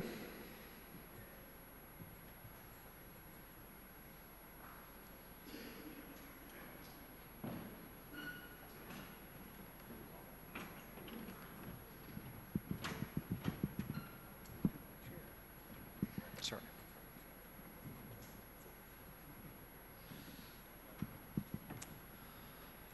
Hi there, I'm Andrew Sullivan, and I am the IAB chair. Apparently I did something in a previous life, but in any case, I want to thank my colleagues for having selected me as their chair. I am surprised by their confidence, but it's very honoring. So I just wanted to mention, we had an experiment last time where we ran a much shorter report up here, and we got a lot of good feedback because you don't really like to listen to me blather. So we posted a report the other day, and that's in the mail archive, so please have a look at it, and I'm going to go through a few things here quite quickly. So these are the things that the IAB does and some things that we've done. But before I go on into the rest of the report, I want to thank our colleagues who are departing. Harold already mentioned that we have some new members, and of course we have some departing members. So I'd like to invite Marc Blanchet to come up here. Mary is, alas, not able to be with us, and as far as I know, she is not in a box either. Okay, so we don't have Mary remotely, but I would like to thank Mark in the meantime.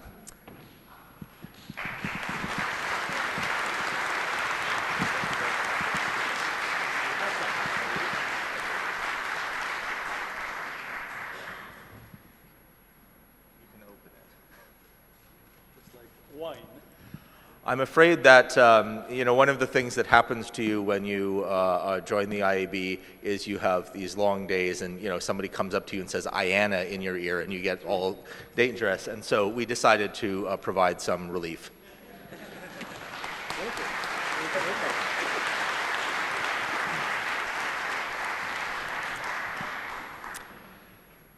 Okay, so there are a number of things that we've done recently, and you can all look at these in your spare time. And there are words about them on the in the report that we gave on the mailing list. Obviously, later, if you have questions for us or anything like that, you should feel free to ask us about them, or of course about the various documents that we've been working on. But I do want to spend a little bit of time briefly talking about this issue because it's come up more than once. So as you know, the IAB runs workshops from time to time, and these workshops are intended to allow us to get started on a bunch of work. The IAB, as you know, doesn't make standards, but from time to time we think that there's an issue or something like that, and we try to figure out what it is, because I know this is incredible to believe, but the IAB doesn't know everything. And so what we try to do is invite people who are experts in the area and bring them together in a workshop of some kind. We've had a lot of people asking, could you please have could you please make this more open? Could you have more remote support? Could you have,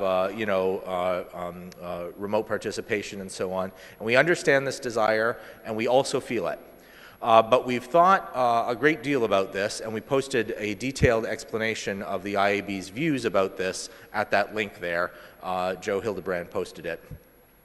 The key thing about this is that there are some things that just don't work that well when you've got a lot of remote support, right? So you have to have people sit, stand in the pink box and all the rest of those things. And the point of the workshop is really just to get some informal interaction And remember, the whole point of these workshops is to begin work, to get some things kicked off, not to make a decision. So we try to work in these small groups. The other thing about it is that there are occasions when we have to use Chatham House or something like that. There is another factor as well, and that is remote support is not free. And we try to run these workshops on, a shoestring. We usually get some sponsorship, somebody hosts it, and so on. And if they don't have all the facilities, and we commit, to having remote support every time, then we actually just can't use those facilities. So there are many reasons why we think that it would not be ideal. What we do think is that program committees can make this decision every time they're setting up a workshop. So if there is some kind of support or something like that, we can go ahead and do that, but it doesn't always work, and I think that that's going to continue to be up to the program committees. Nevertheless, we do think that there are some potential ways to do some of these things in the future. We've talked a little bit about whether it would be possible to arrange a workshop that was done entirely virtually. I don't think we've figured out exactly how that would work yet, but we've discussed it a little bit. So there are possibilities, and of course the technology keeps getting better. So for all I know, in a year, getting everybody onto a plane would be just a waste of time. So with that, that's the situation that we have with that. Given that very topic, though, we have had a workshop recently, and in order to talk about it, I'm going to invite my colleague Dave Taylor up here.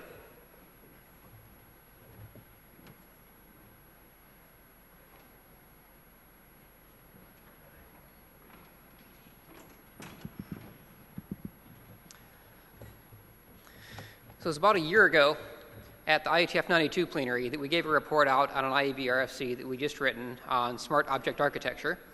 And one of the issues that we discussed in that plenary was the fact that we saw many different definitions or schemas being developed for the same class of object across the industry. There are many different organizations and SDOs and alliances and stuff involved, and we observed that this was largely not an IETF problem, right? Because the IETF may do schemas for infrastructure devices like bridges and switches and routers, but it doesn't really do schemas for light bulbs and sensors and things like that. And so this was a problem outside the scope of the IETF, and so as part of the follow-up of that discussion, we decided to host a workshop to try to get a lot of those organizations together in a room to compare notes. Okay? So many of them had never met each other before or had not talked to each other before, and we wanted them to get together to say, how can we best improve the ability to interoperate between them? Okay? How can we make the situation better? Because it's not something that the IETF can do. This is specifically not an IETF workshop. It was an IAB-hosted workshop.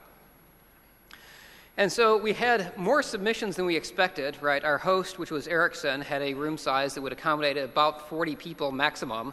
And so we actually had 66 submissions, which is really good. Okay? We accepted 42 of those, knowing that not everybody could make it. And so we actually had 37 attendees, which is kind of right on target for what we wanted. And we were pleased to see that there was a very large number of organizations involved that actually do data models or languages or translators or what have you. And so across cloud services and device vendors and hub vendors and SDOs, we had a very broad base of people there. So we were actually pleased that we could see many different aspects of the problem that were being discussed. And so when we picked the date, we picked a date in Silicon Valley where the Zigbee Alliance had already picked hosting a meeting in that same general vicinity in that particular week. And so we sort of ended up co-locating in terms of general vicinity and time with the Zigbee Alliance as sort of oh, gee, guess that's actually a good thing. Let's do that. Maybe there's some opportunities. We'll get some cross attendance or something. Get some Zigbee people to submit submission papers and so on. And so what we found is right after we discussed the date, or right after we announced the date of the workshop, several other organizations then decided to do the same thing and co-locate meetings in Silicon Valley that same week. So shortly after we had the announcement of the workshop date, we had the IRTF, Thing-to-Thing Research Group, decided to co-locate a meeting. Right? The OCF decided to co-locate a meeting, and so on. And since we picked Thursday and Friday, they started meeting earlier that week. And so what we saw is there was various joint meetings that sprung up earlier that week, even before the workshop, where people were in town because they had been made plans to come to the workshop. They co-located meetings there, and there were several joint meetings that were open to the public. There's at least 2 of them on the slide there that were public meetings. Even though at least one of those organizations is a members-only organization, there was public meetings that was joint that put people into the room that had never met each other before. Those were extremely productive for those of us that were there, right? There was a lot of great sharing of information there, and so as a result, what we observed is that even before the workshop had began, it had already met some of its original goals. Okay? That was actually pretty impressive to us as the program committee. And so you can follow up and you can see what we've done. The public mailing list is open, which is the one that's there. You can find on the main workshop page, the links on the previous site, has these links here. The meeting notes, there's about 23 pages of meeting notes up in the doc there that you can read through at your leisure. That's what we'll use to prepare the workshop report shortly that will be put into the workshop report RFC.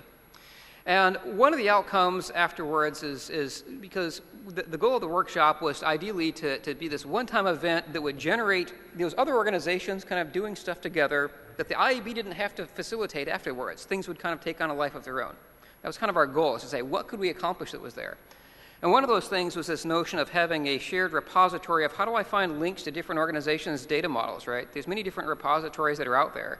How do you find out what their meeting schedules are in case you want to co-locate a meeting? That's actually really hard to find. And so we're creating a public wiki where organizations can share links to those things here. And so that's what's, there's a site that's created. It's largely absent. We just posted the link to it, and so we expect that to be filled in shortly, but the link is up and live now for anybody to contribute to.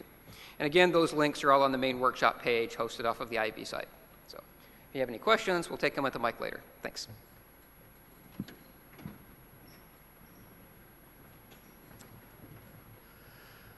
Thank you, Dave.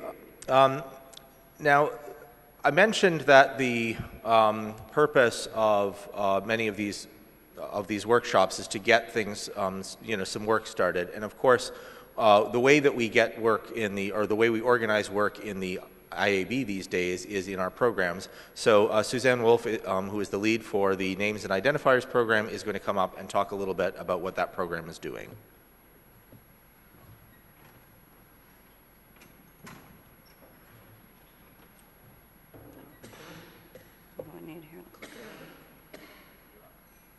I want to know how to advance this slide. Okay, thank you, Andrew. As we mentioned, one of the ways that the IAB organizes work is into the programs. The Names and Identifiers program is actually, I believe, still the newest that we have. And it was formed, let's see, when we wrote the description, we've got too much text here, but it was important to cover various topics concerning naming and resolution, identifiers, not just domain names, but all identifiers, and the resolution of them in the internet. Well, that sounds a lot like boiling the ocean, but so we narrowed it down a little bit to some broad goals, some things that we wanted to look at. How are we using the terminology around names and identifiers and resolution in the internet context? We wanted to do kind of an overview, or what are the areas where naming and protocols and infrastructure are important to the work of the IETF. And we wanted to have some thoughts on the practical side of what insight we could gain. We wanted to be able to talk with protocol designers about what it was important to know about naming and naming systems and resolution as they were either developing new naming systems for new protocols or reusing what we already had. Because we actually already, we see many cases, more than is initially obvious, where we have IETF working groups, we even have efforts outside of the IETF where people need naming systems, need naming resolution, and we were hoping to make some progress on some general principles and observations that will help them avoid some of the challenges that we've seen with overlapping or ambiguity or collision in different naming systems. So we started to look at some of those things, and at this point we have a couple of drafts that we've done some work on. If you thought that the concept of domain names was specific to the domain name system, protocol, and database, that's actually not the case. There's a lot more history and semantics to domain names than is immediately obvious. So Ed Lewis has a draft that the program has been discussing on the history and definitions, which goes to the terminology item we're trying to talk about. Brian Trammell has been doing some thinking about what an idealized naming system would do, what the requirements and characteristics of doing naming better would look like, which we hope is going to feed into the goal of guidance to protocol designers. Ted Hardy has also written a draft around the insight that we don't always keep in mind that names and naming exist in contexts, and that thinking hard about not only the naming system, but the context in which it will be used and the context in which it will have to interoperate with other naming systems needs to be done and needs to be, in some ways, probably done better. We also did the arcing BOF yesterday, which we're still assessing the outcomes and sort of pondering next steps. But it was designed, the intention was to look beyond DNS as the sort of default context for internet names, particularly for domain names, and to work on that guidance to protocol designers we talked about.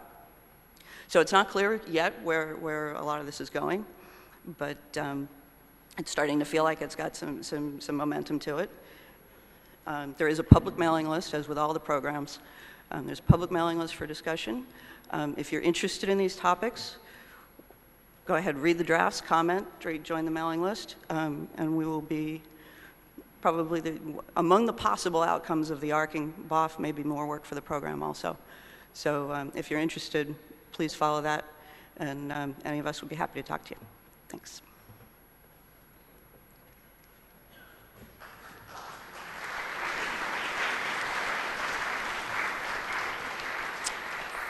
Thanks, Suzanne. One of the things that is important to notice here, right, is that the arcing BOF was an IETF BOF, and this is an example of the way that the IAB, comes up with a thing, says, oh, gee, this is kind of a problem, and tries to kick it out. So there's no effort on the part of the IAB to keep everything inside the programs, and maybe that's because we're lazy and we want to give somebody else the work, or maybe it's just because we know where we're not supposed to go. In any case, the rest of the programs are listed here, and you can see them there. I want to mention as well that we have mailing lists for all of the architectural programs that we work on. So there is a pattern to these, obviously, and you can just join them. But generally speaking, it's the program, short name, and discuss after it. There are some legacy ones that don't work that way. In any case, those are them. Now, rather than listening to me blather away up here, I'm going to end this and invite, first of all, the IAB to come up. So if we can ask the IAB to come up on this side, and you can sit yourselves down. There are some chairs. The chairs are marked. Mark is going to bring his wine. Did you bring enough to share? Oh, wait, no, we were the ones who were sharing. I think... I'm just doing this gradually so that we've got a little bit of traffic control up here.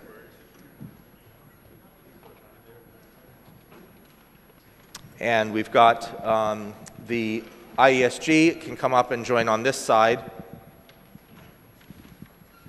And I guess actually we can parallelize this. The IOC and trustees can come up and sit on that side.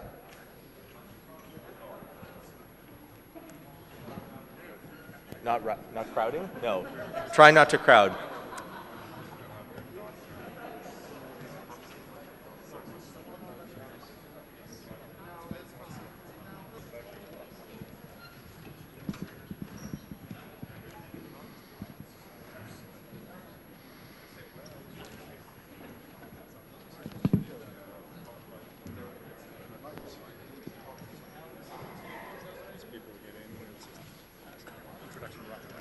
Yes.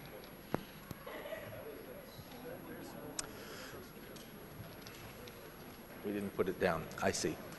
So we're going to do the round of introductions now. Just some instructions to the people in the back row up here. If you're sitting back there, please stand when you introduce yourself so that everyone can see you.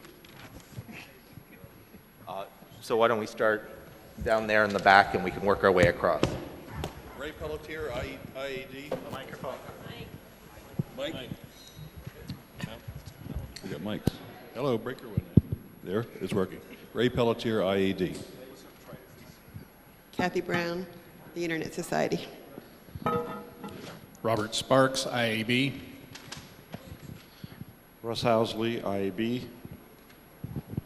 Heather Flanagan, RFC Series Editor. Brian Trammell, IAB.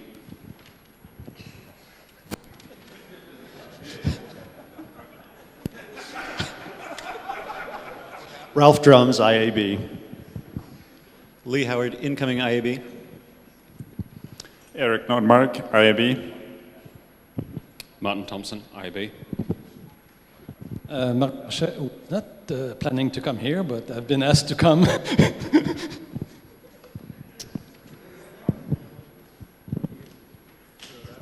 Joel Yegley, Operations and Management. Stephen Farrell, Security. Alyssa Cooper, Applications in Real Time. Suresh Krishnan, Incoming Internet. Martin Stiemerling, Retiring Transport AD. Alberto Retana, Routing. Deborah Brungard, Routing. Mia Kulewind, Incoming Transport. Spencer Dawkins, Continuing Transport. Terry Manderson, Interior. Brian Haberman, Outgoing Snarky Int AD. Benoit Claes, Operation and Management. Ben Campbell, Application in Real Time. Alexei Melnikov, Incoming Applications in Real Time. Aaliyah, Atlas, Routing. Barry Lieba, Departing at. Leslie Daigle, IAOC. Yariako, IETF Chair. Andrew Sullivan, IAB Chair. Suzanne Wolf, IAB. Dave Taylor, IAB. Joe Hildebrand, IAB. Ted Hardy, IAB. Tobias Gunram, IAOC, IETF Trust Chair. Lou Berger, IAOC. Benson Schließer, IAOC and Trust. Scott Bradner, IAOC until June. All right, and we are all here so that you can make questions at random order to any of us. So go ahead. And were you first or they? I think I was first. And since I should probably get back up there afterwards, I will restart by saying Ted Hardy, IETF participant. First off, I'd like to start by thanking Fred Baker very much for his work on the meeting venue document for the IAOC, which I read with interest, and in particular to call out the good work he did in creating Section 3.1 on inclusiveness, which articulates the very important principle that we should make sure our venues are inclusive enough to permit people who want to participate in the IETF to do so freely. Next, I must say with some disappointment that despite 2 drum rolls, Singapore clearly does not qualify as one which is fully open and inclusive for people like me. It both criminalizes and medicalizes same-sex behavior between men, and it denies the possibility of people who are in such relationships to have children. As someone whose family is composed of myself, a husband, and a child, I will not be able to bring my family to IETF 100. I also would like, as a courtesy for those of you who made that decision, to have it in families at home, for those of us who us that courtesy. Last, in particular, our Argentine hosts, todos de nosotros, y a todos.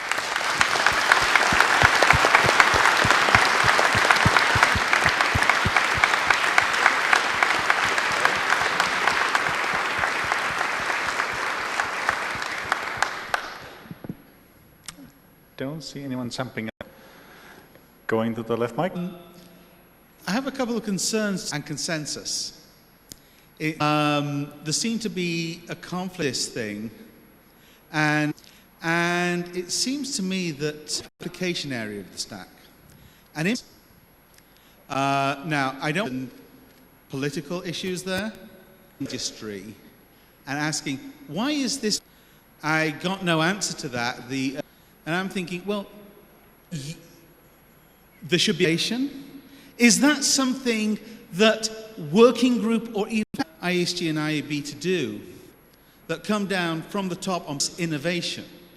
And if somebody is asking for, should have a damn good reason, and not, well, the working group decides to allocate, be considered, and I think that there should be real policy restrictions on what is reduction of gatekeepers required. That means that I cannot use a proprietary protocol with that code point. It means that I can't have an experimental protocol unless I produce a specification. And it means that I have to go through another set of mailing lists and ring kissing. Ring kissing is not... Okay, so I think Barry wants to answer. I just wanted to with your comments for the registry allocations, and we've been going through some of them and fixing them and say that we should override what the working group, how strict or loose they want to do. Barry? Yes, asking if they really need strict an expert reviewer in it. That said, I think we need, but the IETF works on a bottom-up process where the working groups, we can push back on them, but ultimately so I absolutely agree with you, and I think... No, with respect, arbitrary decisions. If you have a working function, and that is a problem. Now, do you really want me to... And that process should be looking at what the principles of the IETF are, people who met in a working group. Answer that it is, but perhaps we have more, but we can only give guidance and push.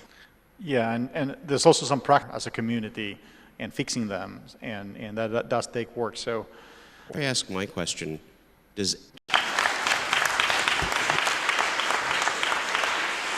Yari asked me when Ted made his comment whether anything that I could follow up with, anything that we... Excellent input. Thanks for the input.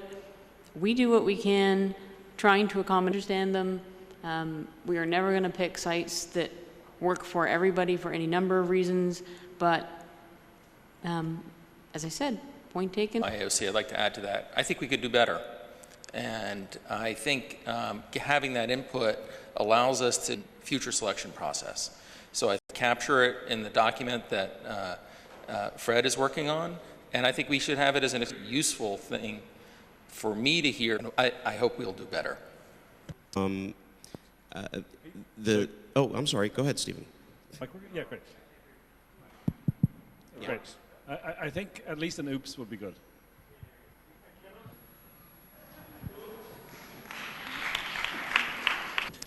Yeah, so but it's going to transfer to, I was working with folks in other organizations thought, well, we might want to have some of that tower procedures. It was a procedural, or RFCs say on them quite do that. Now, luckily, there's an outcome, was me, can go ahead any old place we want, which we Qualcomm to give from our say in sort of off places, if you would like to steal this text, standing up the website to do that. To me, to be a downside to process documents. I understand republishing our standards. That's sort of why we set up that copyright boilerplate, because we didn't want people documents and some informational document. These things you can go off in nations, which why I started with whether we could pull something like that off. It currently prohibits you from doing that. I think people after me, since I'm wandering, it's in a specific point in 78, I think. As Yari mentioned, there's no reason that 10 years of experience in 3978 shouldn't also be taken into account. So, has been in the past of one where modifying them and then somehow talking about, there might be a reasonable them to claim it's the original. But we did talk about it rather long time when the conclusion to have the text that's there now. To what Scott said, and I agree with what he said, but I wanted to point out that this particular case, it's the general case that we need to discuss that points to these documents on the IETF, also point to the author's version and contacted by several organizations situation there, and thank you, in high demand, so thank you. My colleagues up here, but also documents. I think it's probably time to take another look, match the way that we think, and whether there aren't other situations with matching how the internet today. So I would hope that if we do take a I agree with in point. We had exactly the same issue and able to experiment with it in other ways. Most things start with a draft, which requires someone who... It seems I will be reduced to writing nothing but BCPs for Elliot? While you're having mic problems, I'm just going to mention to the people, we are putting you in queue. The mics are controlled by the man at the back, so...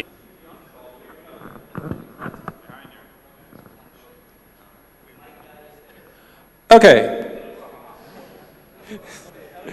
This comment is addressed to the IAOC and a few others. First of all, I want to join in Ted's appreciation for just how well IAOC for bringing us here, and it's been really hard. Well in advance of this, both in terms of LACNIC and in particular, doing some work around, and I wonder, Alvaro, if you, how that work will progress as the people continue to engage with Fernando for the work that he did to set up working out of the operator community, actually task force in LACNOC, education and evangelization, what the IETF was, much less how experience what we do here. Part of what we see this week, of course, is a lot of volunteer in realizing their communities, is mostly LACNIC around. The IETF network, the IETF network past people like Cisco and others have made, and both went through hoops to deliver the service for testing, and but in particular, there's one thing that for years to get to us, and I will. Dan? Those that Philip made apply when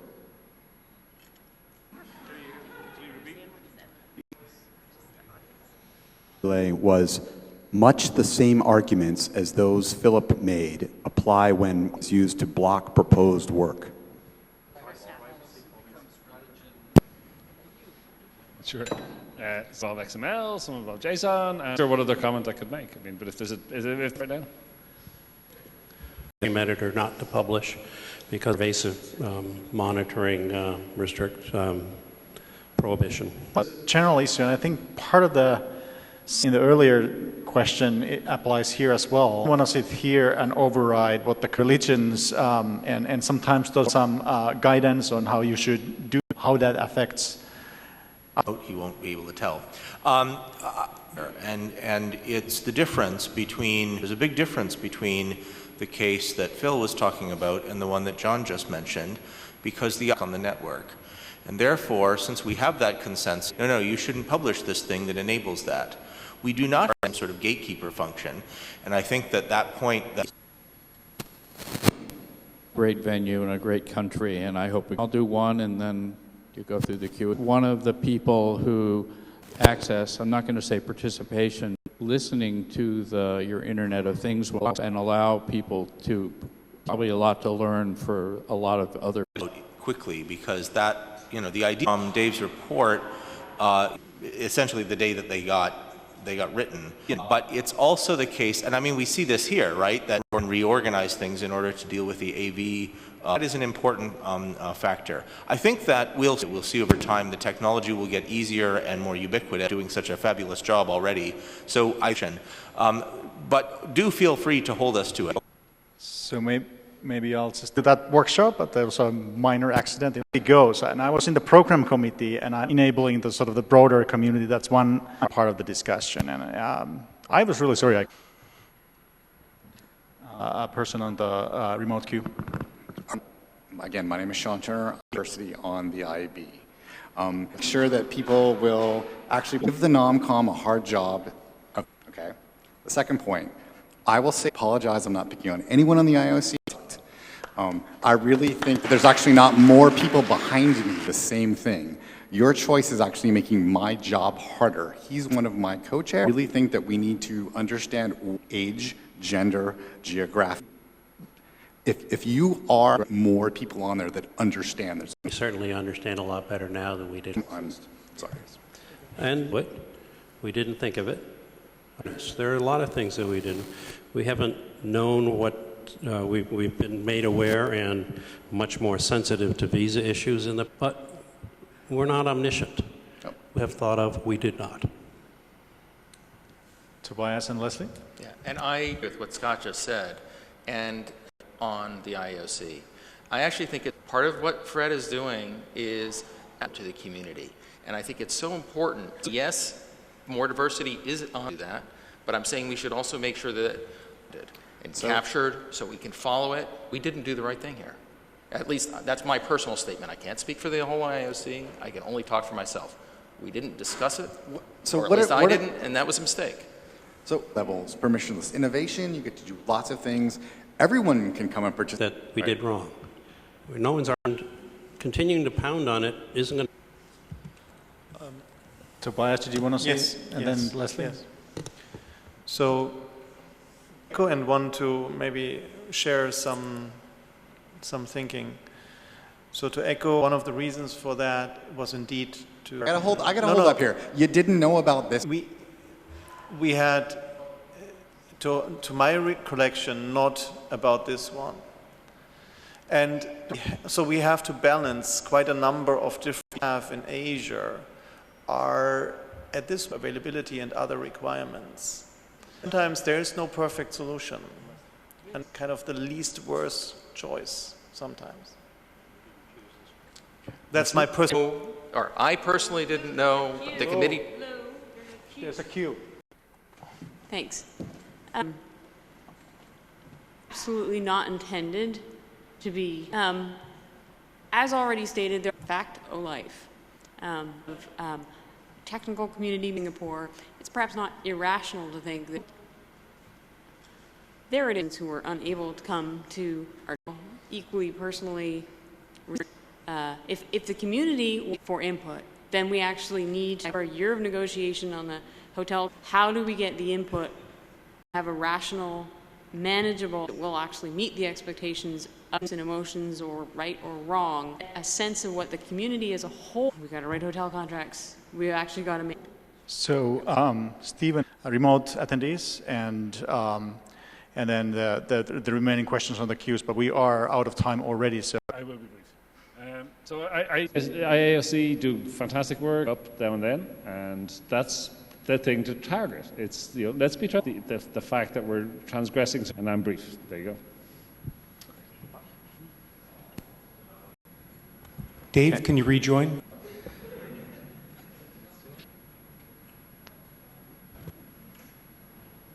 Second. Can you still hear me? Okay. So is the volume Andy? So this is Dave Crocker. I'm currently participating in the meetings committee.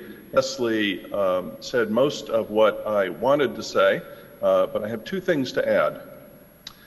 One is that in one time that the meetings committee advised against that I will call matters of principle. And is about another matter of principle. Attention to these kinds of, rather note that there's a guessing game that goes on. Very valid concerns. If the community wants the away from certain places, the community needs to, and this is not currently, but that post hoc. And I think we're closing this topic and going. Was it done knowingly or did no knowledge? Yeah, frankly, but I was echo what some others here have said. You know, there is a pretty big list that have visa issues and et cetera, et cetera. Yep. Thank you. And the trust apply for nonprofit status and open is being done, but the community, I asked for the IOC or the IANA, but you didn't say it. That we should probably make these points on other mailings. Driving the formalization of the trust in these discussions have been a little bit. IANA plan? To get the IETF trust to yeah, but I mean, there was no mention of what a formal plan. So a fairly big deal. Its own separate legal organization. It was foreseen that we would have. I think this is probably the comment. I understand about the trust, but I think this got discussed where the money is coming from and all of that. Alisa, did you want to say something? No? Benson, and I would say more IP potentially. Fiduciary duty for the trustees to ensure we have actually very little. These things got paid immediately. For IP responsibilities and illustrations and potentially pay legal fees. Thank you. And we're really out of time, so I'll let Pete say something for 30 seconds and then... The thing I have to say, I not only don't need, but ask. There are ways of talking about the topic of how that meeting's a very dangerous path to go down. No, you don't balance. Whatever that X may be. In the long run decides that certain people, that's a conversation to have. Those things we balanced seems like you haven't thought, and I see them in this forum because it's a hard certain experience of language about. Because I have the feeling that there are criteria there are other criteria how much pollution would be accepted. I'm just careful with my statement a little bit in a way that it... The meeting venue, and then Richard, yes, do you want to say something? Yes. A response here. It was said earlier, but I would note that IETF 100 is still even incorporating, and more feedback that will be coming tomorrow, I'm sure. I would encourage to work with the sponsor to find what potential... We're done.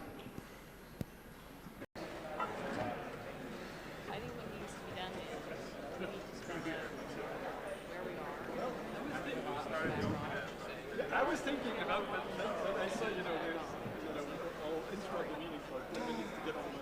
So there was a fail there, which is...